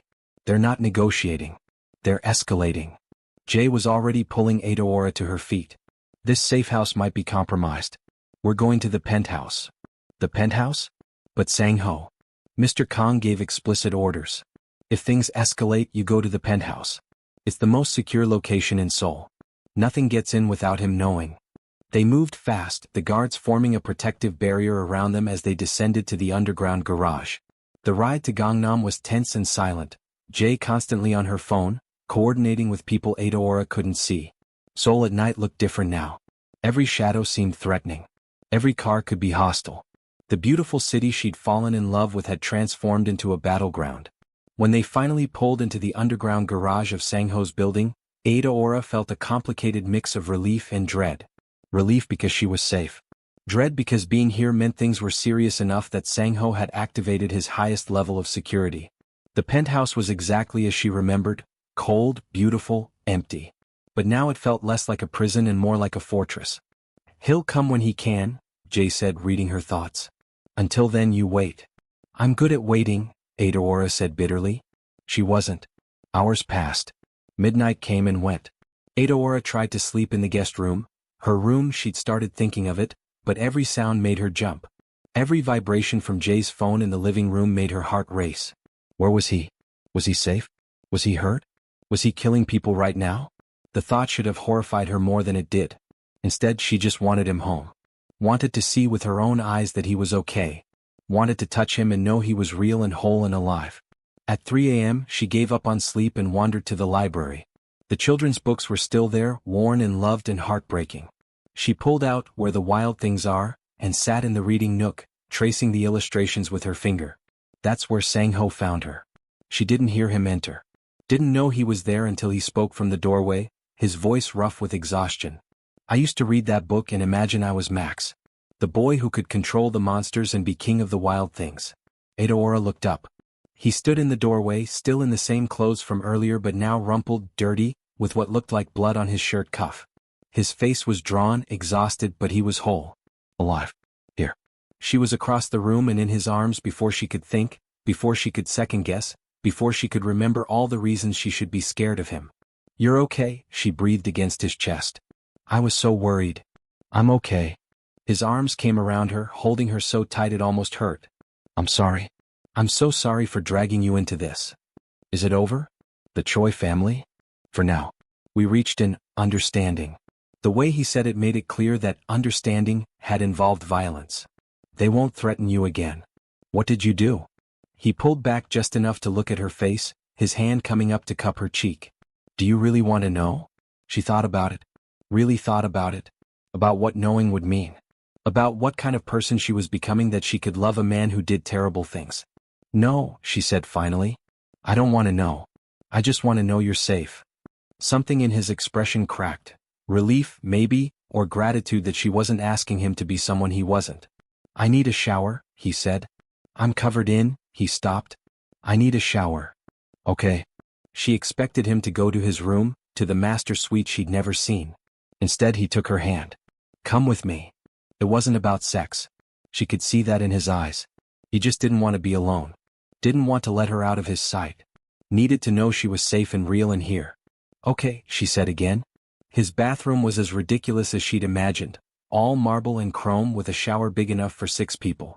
She sat on the counter while he stripped off his clothes, not bothering with modesty, too exhausted to care. The blood on his shirt cuff extended to his forearm. She saw other marks too, bruises forming, a cut on his shoulder that looked recent. You're hurt, she said. I'm fine. Let me. Adaora. He stopped her before she could move toward him. I'm fine. I've had worse. That didn't make her feel better. She watched him step into the shower, watched the water turn pink as it washed away the evidence of his night. Watched him brace his hands against the wall, his head bowed under the spray, his shoulders shaking slightly. She couldn't stand it. She kicked off her shoes and joined him, clothes and all, wrapping her arms around him from behind. He went still, then turned in her arms, pulling her against him. You shouldn't be here, he said into her wet hair. You should run. As far and as fast as you can. I know. This is my life, Adaora. Violence. Blood. Danger. It never stops. It never gets better. This is who I am. I know. And you're still here. I'm still here. He kissed her then, desperate and hungry, and she kissed him back with equal fervor. Water streamed over them, plastering her clothes to her body, but she didn't care. She just held him and let him hold her and pretended that love was enough. That it could protect them from his world. That it could save them both. She woke alone in his bed, the massive bed in the master suite that she'd never seen before. The sheets were soft, expensive, and they smelled like him. Morning light streamed through windows that offered an even more spectacular view than the guest room. She found one of his shirts and put it on, padding out to find him. He was in his office as she'd expected, but he wasn't working. He stood by the window, a cup of coffee in his hand, staring out at Seoul with an expression she couldn't read. Hey, she said softly from the doorway. He turned, and his face transformed when he saw her wearing his shirt. Something possessive and tender and complicated. Good morning, he said. Is it? She moved into the room. Is it really over with the Choi family? For now. They've pulled back, reorganized. We have a truce. Temporary but stable. And me? Am I still a target? No. I made it very clear what would happen if anyone touched you. The cold way he said it made her shiver. You're under my protection now. Officially. Everyone knows. What does that mean? It means you're off limits. Untouchable. Mine. He set down his coffee and crossed to her. It also means your life will never be normal again. People will know who you are. What you are to me. You'll have security whenever you leave the apartment. Your friends, your colleagues, they'll be vetted, watched. Your privacy is gone. That's quite a declaration to make without asking me first. I know. He didn't apologize. But the alternative was letting you remain a target. Letting every enemy I have think they could use you against me. I wasn't willing to risk that. Adaora should have been angry. Should have protested the high-handed way he'd made decisions about her life. But she understood the reality of his world now. Understood that half measures could get her killed. So what happens now? She asked. Now you choose. He took her hands in his. You can go back to your apartment, your life, with my protection. You'll be safe but separate. We'd have to be careful, discreet. Or you stay. Here. With me. You give up the pretense of normalcy and accept what you already know, that you're part of my world now. That we're in this together. That's not much of a choice. I know. I'm sorry. Stop apologizing. She squeezed his hands. I'm not one of your business associates, Sang-ho. You don't need to negotiate with me. Just tell me what you want. I want you here. I want to wake up with you every morning. I want you in my life, in my space, in my world. I want everyone to know you're mine and I'm yours. His voice dropped. But I also want you happy. And safe. And if that means letting you go. I choose you, she interrupted. I choose this. Whatever this is, however complicated and dangerous and insane it is, I choose it. I choose you. The relief in his eyes was palpable. He pulled her into his arms, holding her like she might disappear if he let go. You're sure? He murmured into her hair. Because there's no going back after this. Once you're officially mine, once everyone knows. I'm sure. She pulled back to look at him. I love you, Sang-ho. The crime boss and the man who reads children's books. The monster they created and the boy who wanted to be a teacher. All of it. All of you. He kissed her, soft and sweet and full of promises neither of them could keep but both desperately wanted to believe. I love you too, he said against her lips. More than I thought I was capable of loving anyone. They stood in his office, wrapped in each other, and for one perfect moment, everything was exactly right. The rest of the day was spent making arrangements. Jay coordinated the move of Adaora's belongings to the penthouse. Sang-ho made phone calls, issuing orders, ensuring his organization knew that Adaora was now under his direct protection. Adaora called her school and explained she was taking an extended personal leave. Called Chisholm and endured a 2-hour conversation that ranged from concern to anger to reluctant acceptance. Called her father in Lagos and lied through her teeth about having met a nice businessman. By evening her old life felt like a dream. Or a memory. Something that had happened to someone else. She stood in the penthouse, her home now, she supposed, and watched the sun set over Seoul. The city glittered like a handful of diamonds scattered across black velvet. Beautiful. Dangerous. full of possibility. Sang-ho joined her at the window, sliding an arm around her waist and pulling her back against his chest. "Any regrets?" he asked. "Ask me in a year." He laughed, the sound rumbling through his chest and into her back. "Fair enough." They stood there as darkness fell, as the city came alive with neon and noise, as their old lives faded and this new impossible life began. Adaora knew it wouldn't be easy. Knew there would be more danger, more violence, more moments when she'd question her sanity for loving a crime boss. But as Sang-ho pressed a kiss to her temple and tightened his arm around her waist, she also knew she'd made the right choice. Love wasn't supposed to be safe or sane or sensible. Sometimes it was dark and dangerous and completely insane. And sometimes that was exactly what you needed. That night, they had dinner together at the long table that felt less lonely with two people. They talked about small things, her students, his legitimate business ventures, places in Seoul they both loved. Normal conversation. Domestic. Safe. After dinner, he taught her more Korean. She was getting better, picking up phrases faster now that she was immersed in his world. He corrected her pronunciation with patient kisses, and the lesson devolved into something else entirely. Later, much later, they lay tangled in his bed, her head on his chest, his fingers drawing patterns on her shoulder. "There's something I need to tell you," he said quietly. Her stomach tightened. "That sounds ominous." "The man who leaked my number. Lee Min-jun. The driver." "What about him?" "I didn't kill him." Adaora sat up looking down at him. "What?" "You asked me not to. That first week. You said he'd made a mistake, that everyone deserved a second chance. And He met her eyes. "I couldn't stop thinking about that. About what you'd think of me if I killed him. So I didn't." "What did you do with him?" "Sent him away. Out of Seoul. Gave him money to start over somewhere else, far from my organization and my enemies. He's alive. Free. Because you asked me to show mercy." Tears pricked her eyes. "Sang-ho. You're changing me, Adaora. Making me question things I've never questioned. Making me want to be better. I don't know if I can be the man you deserve, but I want to try." She kissed him, soft and slow and full of love. "You don't need to be anyone but yourself. I fell in love with you, Sang-ho. Not some idealized version. You. Even the monster parts? Especially the monster parts.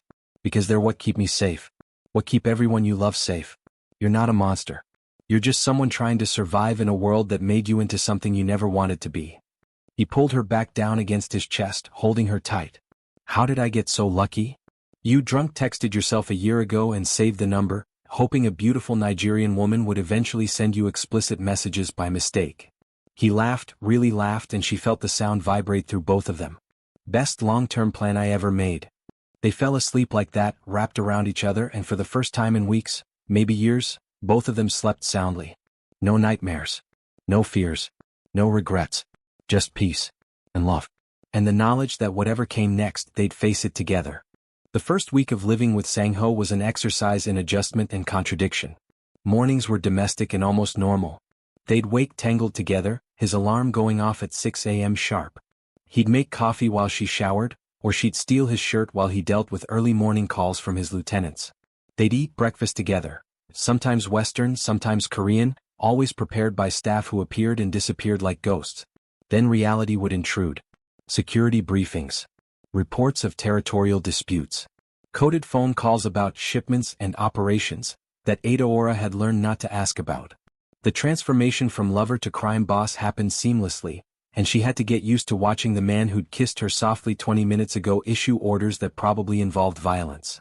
"You're staring," Sang-ho said one morning, catching her watching him from the kitchen doorway as he spoke rapid Korean into his phone, his tone sharp and authoritative. "Just admiring the view," she said lightly. He ended his call and crossed to her, sliding his arms around her waist. "The view of me threatening to burn down someone's warehouse if they don't pay their debts? You wouldn't actually. Probably not. But they don't know that." He kissed her forehead. "Having second thoughts about your choice? Every day." She smiled up at him. "And then you do something like kiss my forehead and I remember why I'm insane enough to stay. I do more than kiss your forehead." "True. But the forehead kisses are my favorite." His expression softened in that way it only did for her. "You're too good for this life, you know? Lucky for you, I have terrible judgment." He laughed and kissed her properly, and for a few minutes the crime boss disappeared entirely, leaving just Sang-ho. Her Sang-ho.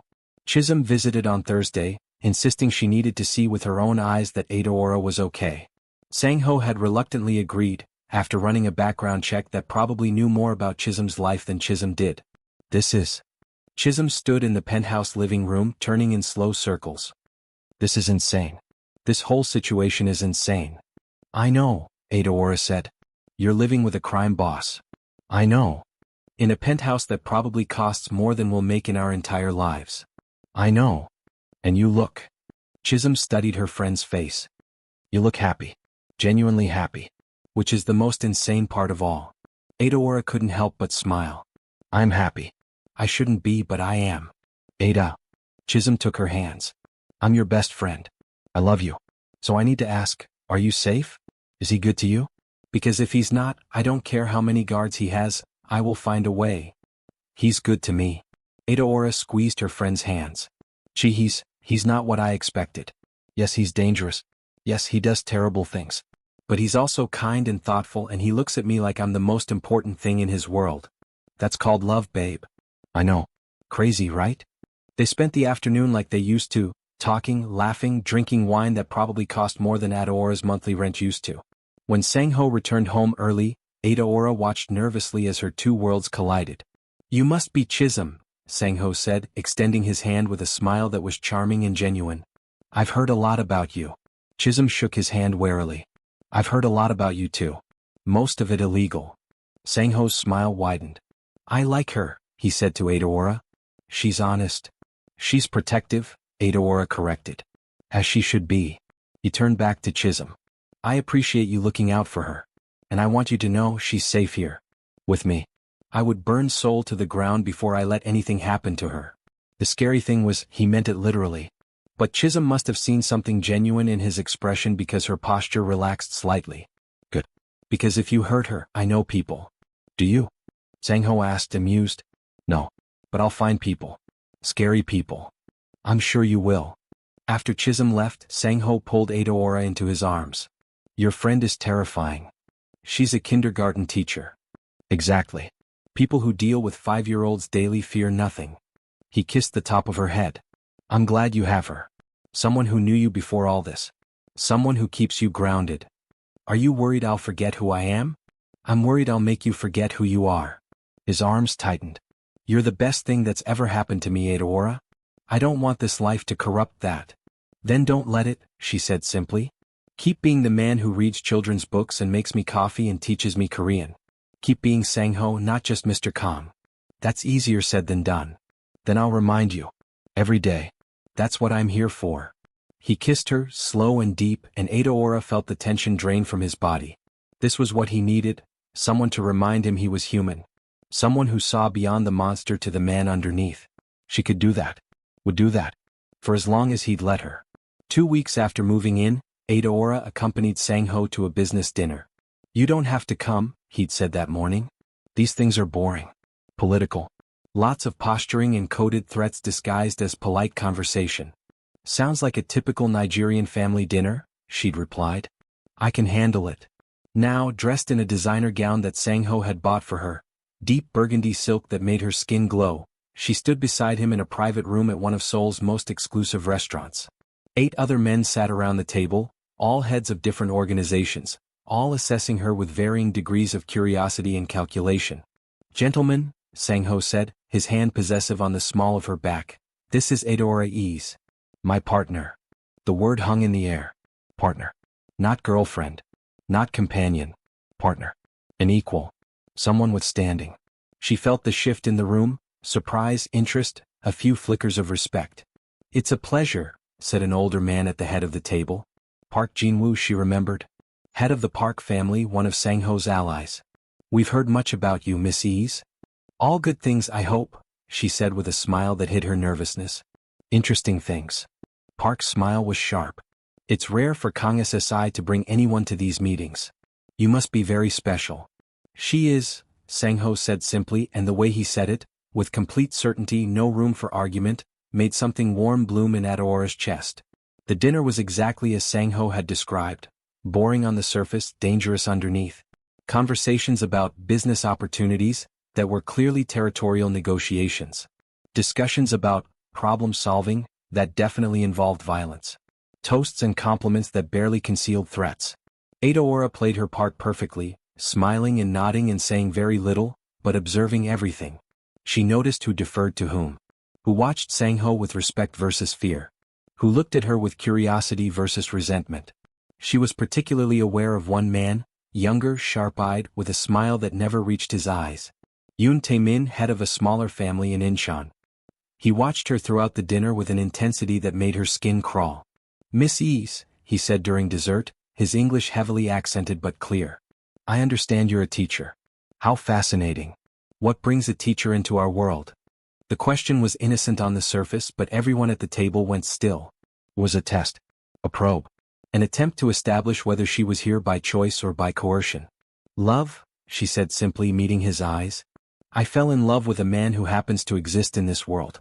So here I am." "How romantic." Yoon's smile sharpened. "And are you aware of the dangers? The risks? People in our world, we have many enemies. Those we love become targets." "I'm aware." She took a sip of her wine, keeping her voice steady despite her racing heart. "But I'd rather face danger with him than safety without him. That's what love is, isn't it? Choosing someone despite the risk." Sang-ho's hand found hers under the table, squeezing gently. "Proud. Grateful." Park Jin-woo laughed, breaking the tension. "You found a strong one, Kang-sasai. Smart too. She'll need both to survive in this life." "She has both," Sang-ho said. "Among other qualities." The conversation moved on, but Adaora felt Yoon's eyes on her for the rest of the evening. Something about his attention felt wrong. Calculating. Dangerous in a way that was different from the casual danger of the others. In the car on the way home she mentioned it to Sang-ho. "Yoon Tae-min was watching me. The whole night. It felt off." Sang-ho's jaw tightened. "He's ambitious. Always has been. Looking for ways to expand his territory, increase his influence. I'll keep an eye on him." "Is he dangerous?" "Everyone in that room is dangerous, Adaora. But yes, Yoon is particularly so because he's smart and patient. He won't make a move until he's sure he can win." He pulled her closer. "But he also knows that touching you means war with me. And he's not stupid enough to start a war he can't finish." Adaora wanted to believe him. But something about the way Yoon had looked at her, like she was a chess piece he was already planning to capture, made her uneasy. Life settled into a rhythm over the next few weeks. Adaora started working again but remotely, teaching English online to students around the world. It was a compromise that let her maintain some independence while staying safe in the penthouse. She also started learning more about Sang-ho's legitimate businesses. The Kang Corporation owned restaurants, real estate, tech startups. Much of his empire was actually legal, profitable, respectable. The criminal activities were just one part, albeit a significant part, of a much larger operation. "Money laundering," he explained one evening, showing her spreadsheets she barely understood. "The legitimate businesses clean the illegal money. Make it usable. Legal. So you're basically a businessman who also happens to run a crime syndicate. Or a crime boss who also happens to be a businessman. Depending on your perspective." She studied the numbers, the complex web of companies and transactions. "You're really good at this. I had a good teacher. My father built this from nothing. Created something that would last, that would provide for our people. I just expanded it." "And the criminal part? Did he do that too?" "He did what he had to do to survive. To protect what was his. To provide for people the system abandoned." Sang-ho closed the laptop. "The world isn't kind to people like us, Adaora. Immigrants. People without connections. People the law doesn't protect. My father figured out early that if you can't rely on the system, you build your own." "Is that what you tell yourself? To justify it?" She wasn't judging, she was genuinely asking. Trying to understand the logic that let him sleep at night. "I don't need to justify it," he said quietly. "I know what I am. What I do. I've made peace with it. The question is, can you? Could she?" Adaora thought about it often. About the fact that the man she loved ran a criminal empire. That he'd probably killed people. That he dealt in drugs and weapons and violence. But she also thought about the way he protected people. The employees who had health insurance and fair wages through his legitimate businesses. The neighborhoods that stayed safe because his organization maintained order where the police wouldn't. The families he'd helped when banks and government agencies had turned them away. He was a criminal. But he was also a protector. A provider. A man who'd been forced to become a monster to survive but who still read children's books and made her coffee and held her like she was precious. Yes, she said finally. I can make peace with it. Because I've made peace with you. All of you. Relief flooded his features. He pulled her into his arms, holding her tight. I don't deserve you. Probably not. But you're stuck with me anyway. He laughed against her hair and she felt the tension drain from his body. This was what they did for each other. He made her feel safe and she made him feel human. It wasn't perfect. It wasn't conventional. But it was theirs. 1 month after moving in, Adaora woke to find Sang-ho already gone. Not unusual, he often had early meetings. But this time he'd left a note on his pillow. Wear something you don't mind getting dirty. Jay will take you at 10 a.m. Trust me. Cryptic. Typical. At 10 a.m. sharp, Jay appeared with an amused expression. Ready? For what? You'll see. The drive took them out of Gangnam, through neighborhoods Adaora didn't recognize, finally stopping at a community center in a working-class area. Children played in a small courtyard, their laughter carrying through the morning air. Sang-ho stood among them, looking completely out of place in his expensive clothes, but with a genuine smile on his face as he tossed a ball with a little boy who couldn't have been more than 6. What is this? Adaora asked Jay. The Kang Foundation. Mr. Kang's mother started it before she died, a place for children in this neighborhood to come after school. Tutoring, activities, meals. He's kept it running all these years. Comes here once a month to check in. Adaora watched as Sang-ho high-fived the little boy, then turned and saw her. His expression transformed, nervous, almost shy, like he was exposing something vulnerable. Surprise? He said as she approached. You run a children's community center? My mother's dream. I couldn't let it die with her. He took her hand. I thought you might like to see this part of my life.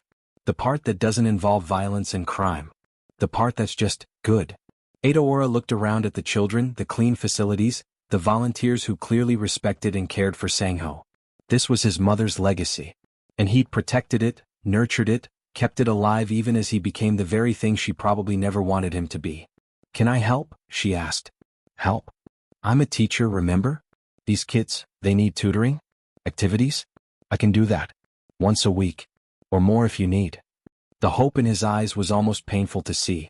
You do that. Of course. This is important to you. That makes it important to me.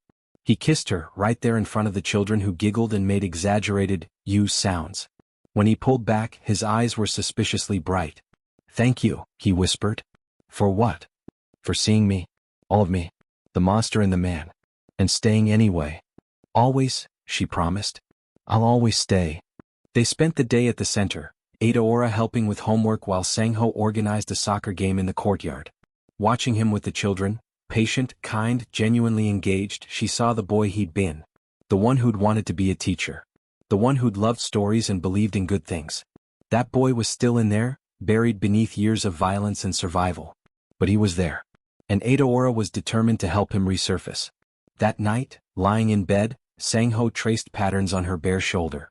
I never bring anyone there, he said quietly. To the center. Separate. Safe. Away from everything else. I'm honored you brought me. I wanted you to understand. That I'm not just the crime boss. That there's more to me than violence and territory and power. I already knew that, Sang-ho. From the first moment I saw those children's books in your library. I knew. He was quiet for a long moment. Then, will you marry me? Adaora's breath caught. She sat up, pulling the sheet with her, and stared at him. What? He sat up too, taking her hands. I know it's fast. I know it's crazy. I know I should do this properly with a ring in a romantic setting and all the things you deserve. But I can't wait. I don't want to wait. I want you to be mine. Officially. Completely. In every way that matters. Sang-ho. I love you, Adaora. More than I thought I could love anyone. You've changed me, saved me, made me want to be better. I want to spend the rest of my life with you.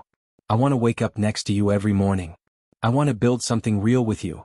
Not just this life but a family, a future, something that outlasts both of us. Tears streamed down her face. This is insane. I know. We've only known each other for 2 months. I know. Your world is dangerous and complicated and I'm still figuring out how to navigate it. I know. He cupped her face, his thumbs wiping away her tears. But I also know I've never been more certain of anything in my life. Say yes, Adaora. Say you'll marry me. Say you'll stay forever. She thought about her old life. Safe, predictable, lonely.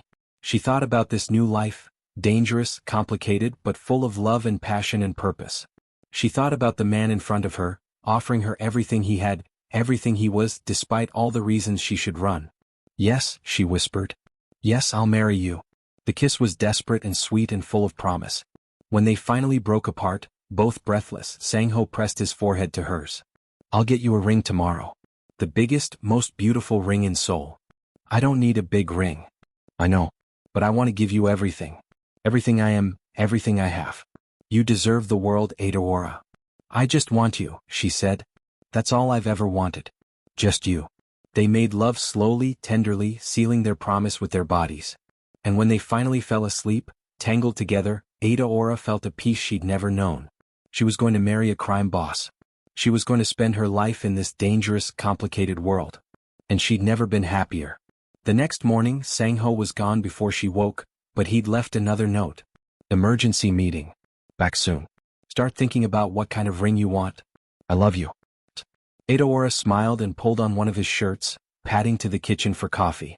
Jay was already there, studying her tablet. "Congratulations," Jay said without looking up. "On the engagement. How did you?" "Mr. Kong told me this morning. Asked me to start vetting wedding venues." She looked up with a rare smile. "I'm happy for you both." "Thank you, Jay. That means a lot." They drank coffee together in companionable silence. Adaora was starting to appreciate Jay's quiet presence, her steady competence, the way she protected Sang-ho while also genuinely caring about his happiness. "Can I ask you something?" Adaora said. "Of course. Do you ever regret it? Choosing this life?" Jay considered the question carefully. "Every choice has a cost. This life has cost me things. Normalcy, relationships, the ability to trust easily. But it's also given me purpose. Family. A man worth protecting." She met Adaora's eyes. "The question isn't whether you regret your choices. It's whether you can live with the consequences." "And can you?" "Every day." Jay's smile was sad but genuine. "Some days are easier than others. But yes, I can live with my choices." Before Adaora could respond, Jay's phone buzzed. She glanced at it and her entire demeanor changed, every muscle tensing, her expression going cold and focused. "What is it?" Adaora asked, her stomach dropping. "We need to move. Now." Jay was already on her feet, barking orders into her phone in rapid Korean. "Get dressed. Quickly. Something you can move in." "Jay, what's happening?" "The Yoon family just hit one of our warehouses. Killed 3 of our people. And they left a message." Jay's expression was grim. "They want you. In exchange for peace. Sang-ho has 1 hour to respond." The coffee cup slipped from Adaora's hand, shattering on the marble floor. What was happening? The nightmare they'd been avoiding. Someone was coming for her. And this time they weren't going to stop until they had what they wanted. The penthouse transformed into a war room within minutes. Adaora stood in the center of organized chaos, dressed in jeans and a sweater, watching as Sang-ho's people moved with military precision. Maps appeared on tablets. Weapons were checked and loaded. Phone calls were made in rapid-fire Korean. The peaceful home she'd been building with Sang-ho became a fortress preparing for battle.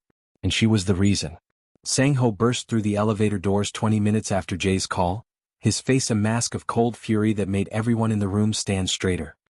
His eyes found Adaora immediately, and he crossed to her in 3 long strides, his hands framing her face as he checked her over. "Are you hurt?" His voice was rough, desperate. "No. I'm fine. Jay got me away from the windows and... this is my fault." He pressed his forehead to hers, his whole body trembling with barely controlled rage. "I should have seen this coming. Should have anticipated." "Mr. Kong." Jay's voice cut through. "We have 43 minutes left. We need a plan." Sang-ho's expression hardened. He kissed Adaora once, hard and fast, then turned to face his assembled lieutenants. The transformation was instantaneous, from desperate lover to ruthless leader. "Report," he commanded. Min-suk, one of the guards Adaora recognized from before, stepped forward. "The Yoon family hit Warehouse 7 in Incheon at 9:47. 3 dead, 5 injured. They took the shipment, approximately 50 million won in merchandise, but left it intact outside the building. Message spray painted on the wall, trade the woman for peace. 1 hour. Witnesses. Security footage shows 8 men heavily armed. They weren't trying to hide their faces. They want us to know who they are. Arrogant, another lieutenant growled. Stupid. No, Sang-ho said quietly, dangerously. Strategic. Yoon Tae-min is many things, but stupid isn't one of them. He's been planning this. Waiting for the right moment. But why now? Jae asked. Why make a move when we have a truce with most families? Sang-ho was quiet for a moment, his mind clearly working through the angles. Then his expression darkened with realization. Because I took her to dinner last month. Introduced her as my partner. Showed everyone in our world that she matters to me. He looked at Adaora, and the pain in his eyes was devastating. I painted a target on your back the moment I made you official. That's not your fault, Adaora started. It absolutely is. He turned back to his lieutenants. Yoon saw an opening. He knows I won't give her up, which means I'll have to respond with overwhelming force. He's betting that the other families will see it as escalation, that they'll turn against me for starting a war. He's trying to isolate me. So what do we do? Min-suk asked. The room went silent. Everyone looked at Sang-ho, waiting for orders. Waiting for their leader to tell them how to handle this. But Sang-ho just stood there, staring at nothing, his fists clenched at his sides. For the first time since Adaora had known him, he looked lost. Torn between two impossible choices. You have to give me up, Adaora said into the silence. Every head in the room swiveled toward her. Sang-ho's expression went from lost to horrified. Absolutely not. Listen to me. No. He crossed back to her, his hands gripping her shoulders. I'm not giving you to Yoon Tae-min. I will burn Seoul to the ground before I let him touch you.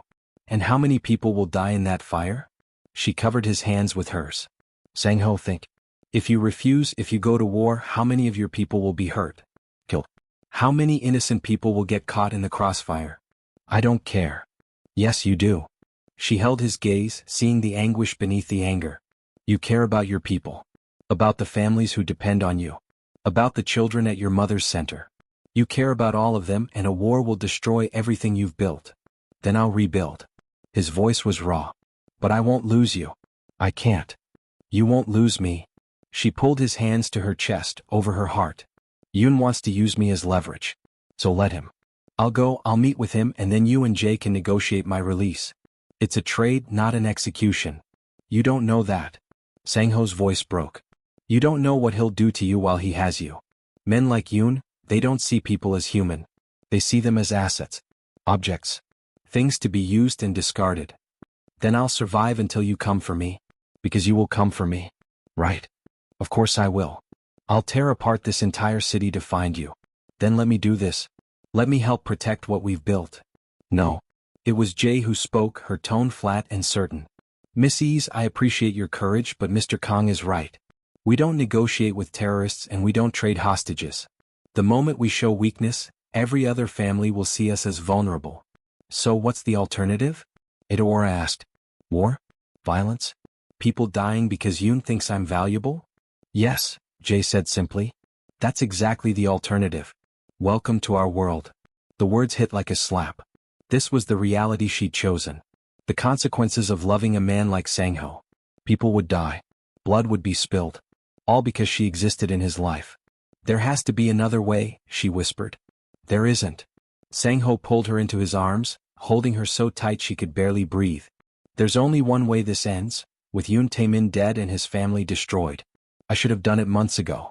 I saw how he looked at you at dinner. I knew he was planning something. But I thought I had time. How long until the hour is up? Adaora asked against his chest. 32 minutes, Min-suk said. 32 minutes until a war started. Until people started dying. Until everything they'd built together came crashing down. Unless an idea formed in Adaora's mind. Terrible. Dangerous. Probably suicidal. But it might work. I need to use the bathroom, she said, pulling away from Sang-ho. He frowned. Now. Stress makes me need to pee. Very human reaction. She forced a smile. I'll be right back. She walked to the guest bathroom, her bathroom, the one she'd used that first week, and closed the door. Her hands shook as she pulled out her phone. Still no outgoing calls allowed on the penthouse network. But the building had security cameras. Monitoring systems. And she'd watched Sang-ho bypass them enough times to know how. She opened the phone settings, switched to the building's maintenance network. Password written on a sticky note Sang-ho kept in his office desk. because even crime bosses had terrible password security habits, and dialed the one number she'd memorized from that card. It rang twice before a man answered. "Miss Ease. I was hoping you'd call." Yoon Tae-min's voice was smooth, cultured, completely at odds with the violence he'd just orchestrated. "I'll meet you," Adaora said quietly. "But not as a hostage. As a negotiator." Silence. Then, "I'm listening. You don't want me. You want to hurt Sang-ho, destabilize his power, maybe take his territory. Using me is just a means to that end. Very astute. So let me offer you something better. Information. Everything you need to know about his operations, his weaknesses, his allies. In exchange for peace. You'd betray him?" Yoon sounded amused. "The great love story of Kang Sang-ho and his teacher? You'd throw that away? I'd do anything to prevent a war that kills innocent people." She took a breath. "Meet me. Alone. 1 hour from now. I'll tell you where. You get your information, you leave Sang-ho's territory alone, and everyone lives. No war. No bloodshed. And if I refuse? If I decide to take what I want anyway? Then you get nothing but war. And you know as well as I do that you can't beat Sang-ho in a direct fight. He's stronger, better connected, more ruthless than you'll ever be. This offer is your only chance to win." Another pause. She could almost hear him thinking, calculating, weighing his options. 1 hour. Text me the location. Come alone. If I see any of Kang's people, the deal is off and the war starts. Agreed. She hung up and stared at her reflection in the mirror. Her face was pale, her eyes wide with fear and determination. She looked like someone about to do something incredibly stupid. Because she was. She typed out a text message to Sang-ho, scheduled to send in 30 minutes. "I'm so sorry. I love you. I had to try. Don't come for me, this has to be my choice, my risk. Trust that I know what I'm doing. Trust that I love you enough to protect you, even from yourself. Wait for my signal. I promise I'll come home to you." She hit schedule, pocketed the phone, and opened the bathroom door. Jay stood in the hallway, arms crossed, expression knowing. "You're planning something stupid," Jay said. "I don't know what you're talking about. Miss Ease. I've been doing this for 15 years. I know the look of someone about to make a heroic sacrifice." She stepped closer, lowering her voice. "Whatever you're planning, don't. Let us handle this. This is what we do. By killing people? By starting a war. By protecting what's ours. By showing anyone who thinks they can threaten us that there are consequences." Jay's expression softened slightly. "I understand you want to help. That you think you can fix this with words and negotiation and good intentions. But you can't. This world doesn't work that way. Maybe it should. Maybe. But it doesn't. And if you try to change it on your own, you'll just get yourself killed." Adaora met Jay's eyes. "If I asked you to trust me, would you?" "No. But I'd tell Mr. Kang what you're planning, and he'd lock you in a room until this is over. Then I guess it's good I'm not asking for trust." Adaora moved past her, back toward the living room. "I'm just asking you to look the other way. For 5 minutes. I can't do that." "You can. Because you know what a war will cost. You know how many people will die. You know that Sang-ho will win, but the victory will destroy him. Take away everything good that's left in him." She looked back. "I'm trying to save him, Jay. From his enemies and from himself. So please. Just 5 minutes." Jay's expression was conflicted, torn between duty and something else. Understanding, maybe. Or respect for someone willing to sacrifice themselves for the man they both cared about. 5 minutes, Jay said finally. "That's all you get. After that, I tell him everything. That's all I need." Adaora returned to the living room where Sang-ho was coordinating with his lieutenants, pointing to maps, issuing orders. She studied him, the hard lines of his face, the cold calculation in his eyes, the monster he became when protecting what was his. She loved him. All of him. The monster and the man. And she was about to betray him to save him. "I need some air," she announced. "Just for a minute." On the balcony. Sang-ho looked up, distracted. "It's not safe. There are 42 floors between me and the street. I think I'm safe from snipers."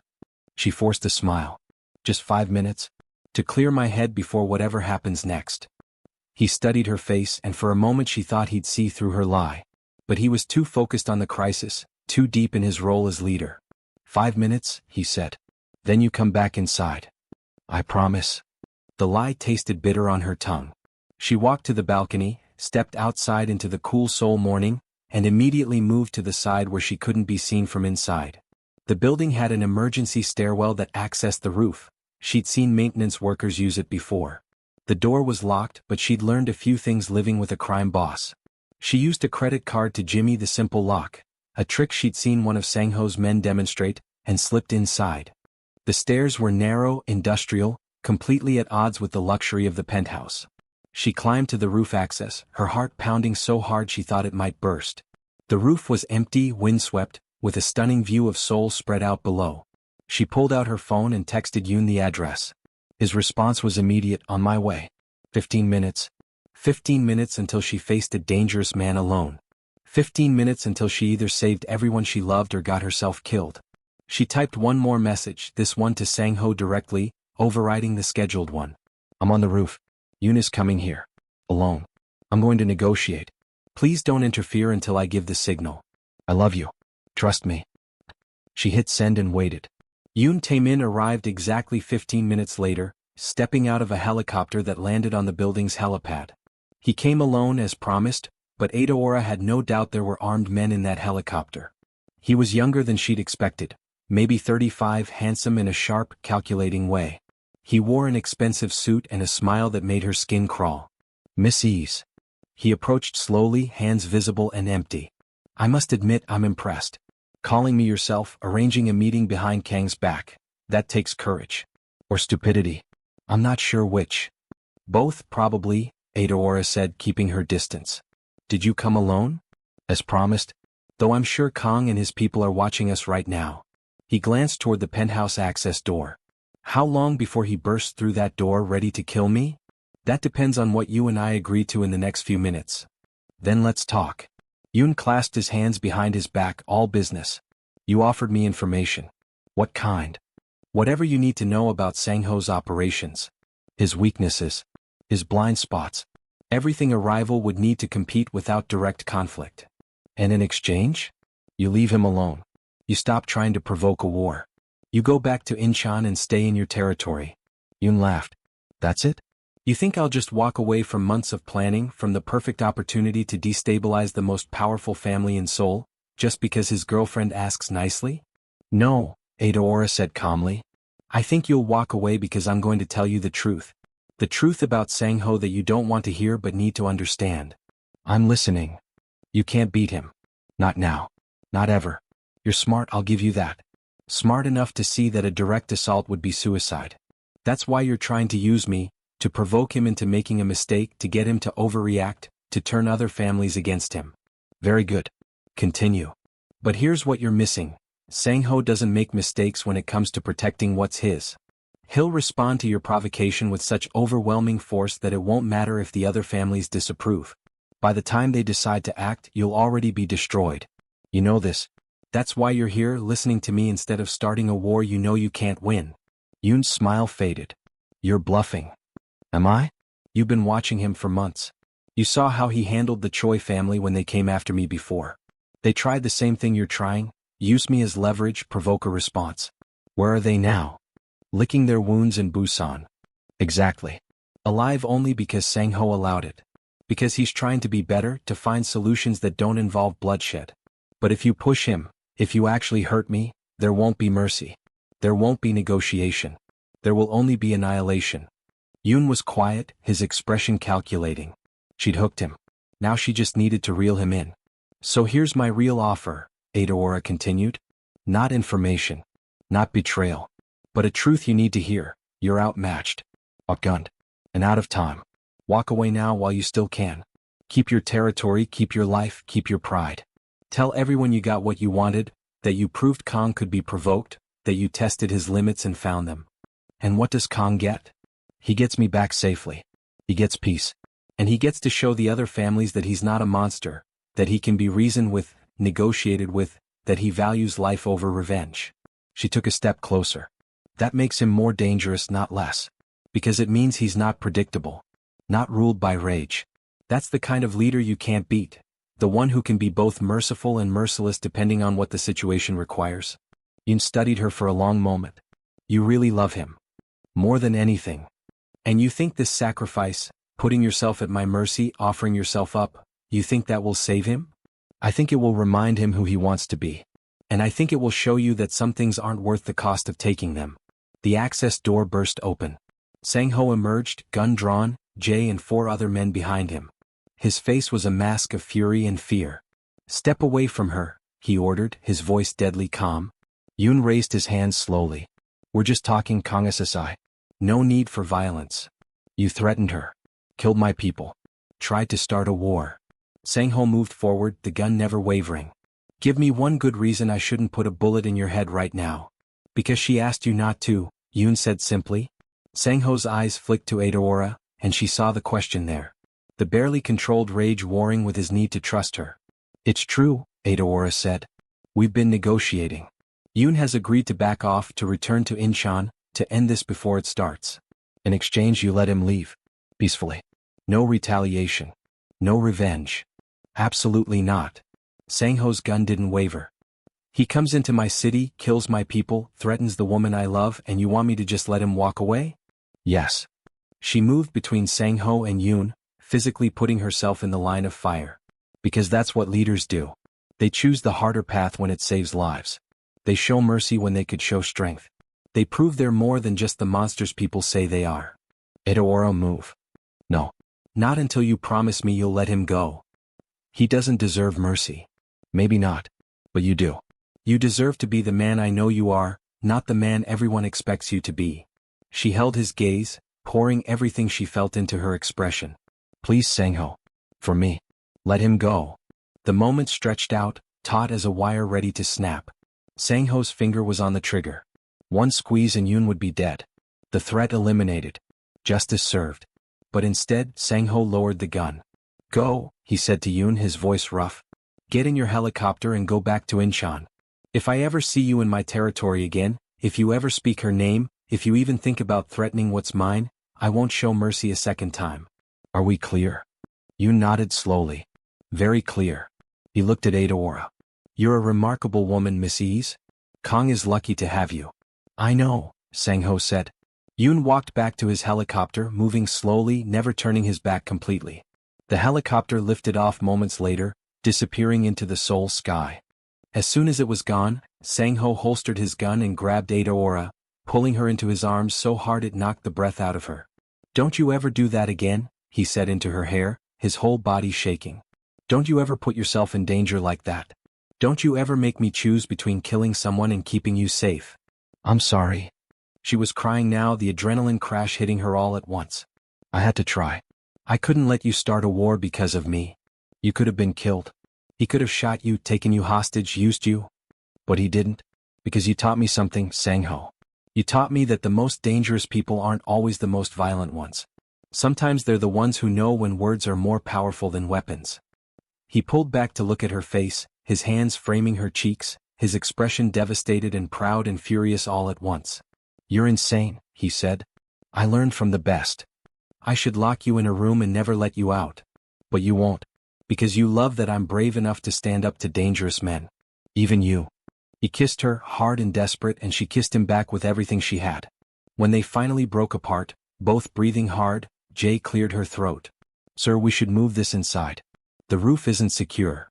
They returned to the penthouse, where Sang-ho's lieutenants were still assembled, looking confused and worried. "Stand down," Sang-ho ordered. "The threat has been neutralized. The crisis is over." "Sir?" Min-suk looked baffled. "What happened?" "My fiancé happened." Sang-ho pulled Adaora close. "She negotiated a peace treaty with a gun to her back. She's either the bravest person I've ever met or the most reckless." "Both," Adaora said. "Definitely both." The lieutenants dispersed slowly, still looking confused but relieved. Jay approached Adaora with an expression that might have been respect. "That was stupid," Jay said. "I know. And dangerous." "I know. And it worked." Jay's lips twitched. "Well done, Miss Ease." Coming from Jay, that was high praise. Later, much later, after the adrenaline had worn off and the reality had set in, Adaora and Sang-ho lay in his bed, tangled together, neither willing to let go. "I died 1,000 deaths when I got your text," Sang-ho said quietly. "Knowing you were on that roof with Yoon, alone, vulnerable. Every second it took to get to you felt like an eternity. I knew you'd come. That's why I wasn't afraid. You should have been afraid. You should have been terrified. Normal people would have been. I stopped being normal the day I drunk texted a crime boss. She propped herself up on her elbow to look at him. Sang-ho, I need you to understand something. I didn't do that to prove a point or to be heroic. I did it because I couldn't watch you destroy yourself for me. Couldn't watch you become the monster everyone says you are just to keep me safe. So you became the monster instead. No. I became your partner. Your equal. Someone who fights beside you, not behind you. She traced the line of his jaw. That's what you asked me to be, remember? When you introduced me at that dinner? Your partner. I didn't mean you should risk your life. Yes, you did. You just didn't realize it yet. She kissed him softly. This is what partnerships look like in your world, Sang-ho. Both people protecting each other. Both people making impossible choices. Both people carrying the weight. He pulled her down, kissing her deeply. I don't deserve you. Stop saying that. You deserve love. You deserve happiness. You deserve someone who sees all of you and stays anyway. Even the monster parts? Especially the monster parts. Because they're what make you strong enough to protect everyone you love. And today I got to be strong enough to protect you right back. They held each other in the darkness and Adaora felt something shift between them. They weren't just lovers anymore. They weren't just engaged. They were truly partners. Equals in a dangerous world.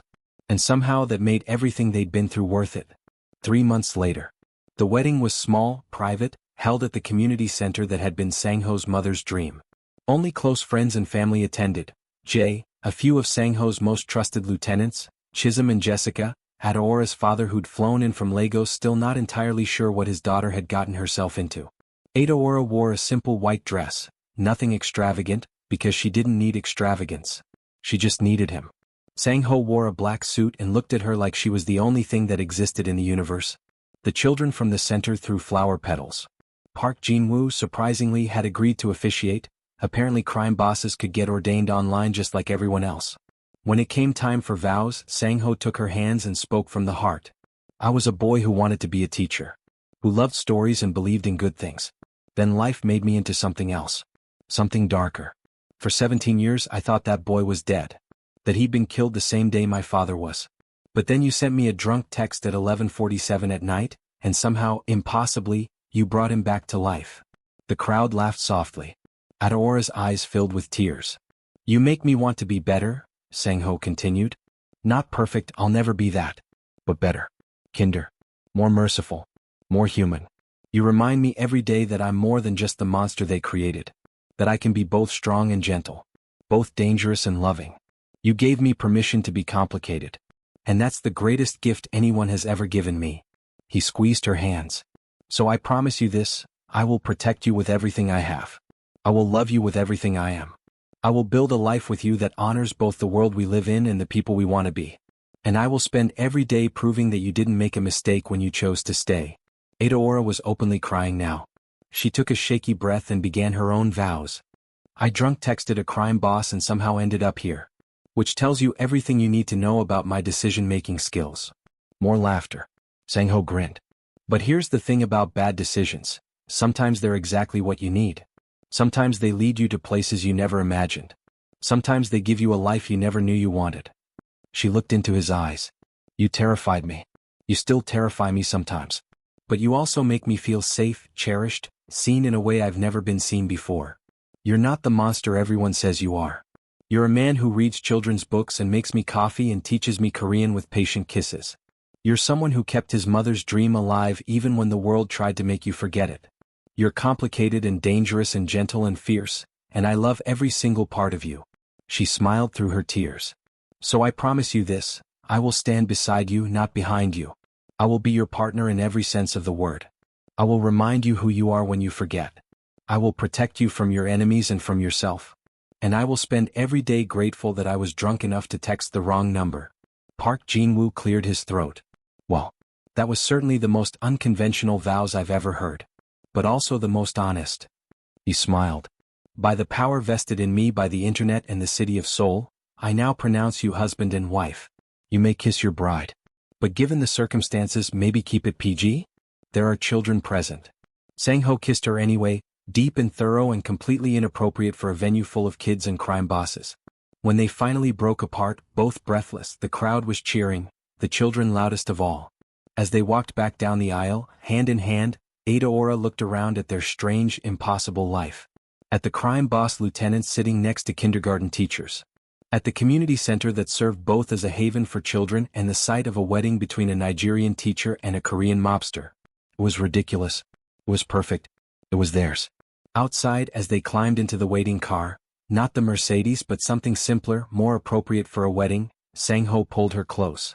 "No regrets?" he asked. "Not even one." She kissed him. "You? Only that I didn't drunk text you first." She laughed and he kissed her again, and the car pulled away from the center, carrying them toward whatever came next.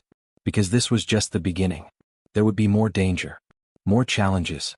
More moments when she'd question the sanity of loving a crime boss. But there would also be love.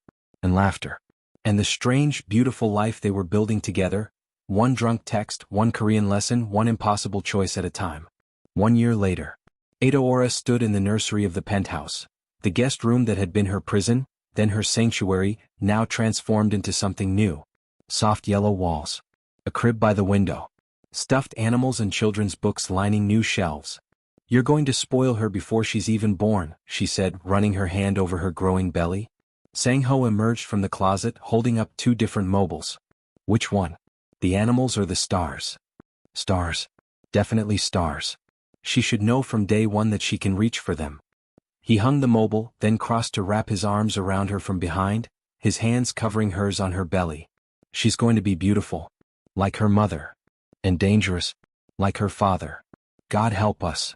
They stood together looking out at Seoul, and Adaora thought about how far they'd come. From a drunken mistake to a penthouse prison to a partnership that had survived crime wars and impossible choices.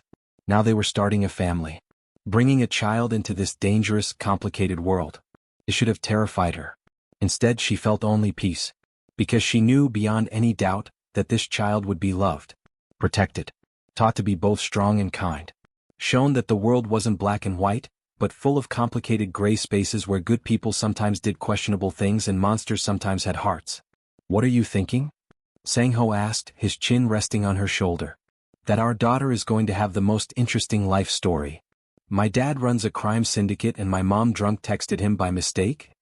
"Exactly that." She leaned back against him. "Think she'll forgive us?" "Forgive us? She's going to rule Seoul by the time she's 20. Adaora laughed and Sang-ho held her tighter, and their daughter kicked against their joined hands, already making her presence known, already demanding attention. Already perfect. Outside the window, Seoul glittered in the darkness. Dangerous. Beautiful. Full of possibility. Just like their life together. Just like everything that came from one drunk text sent to the wrong number at 11:47 on a Friday night. The best mistake Adaora's ever made.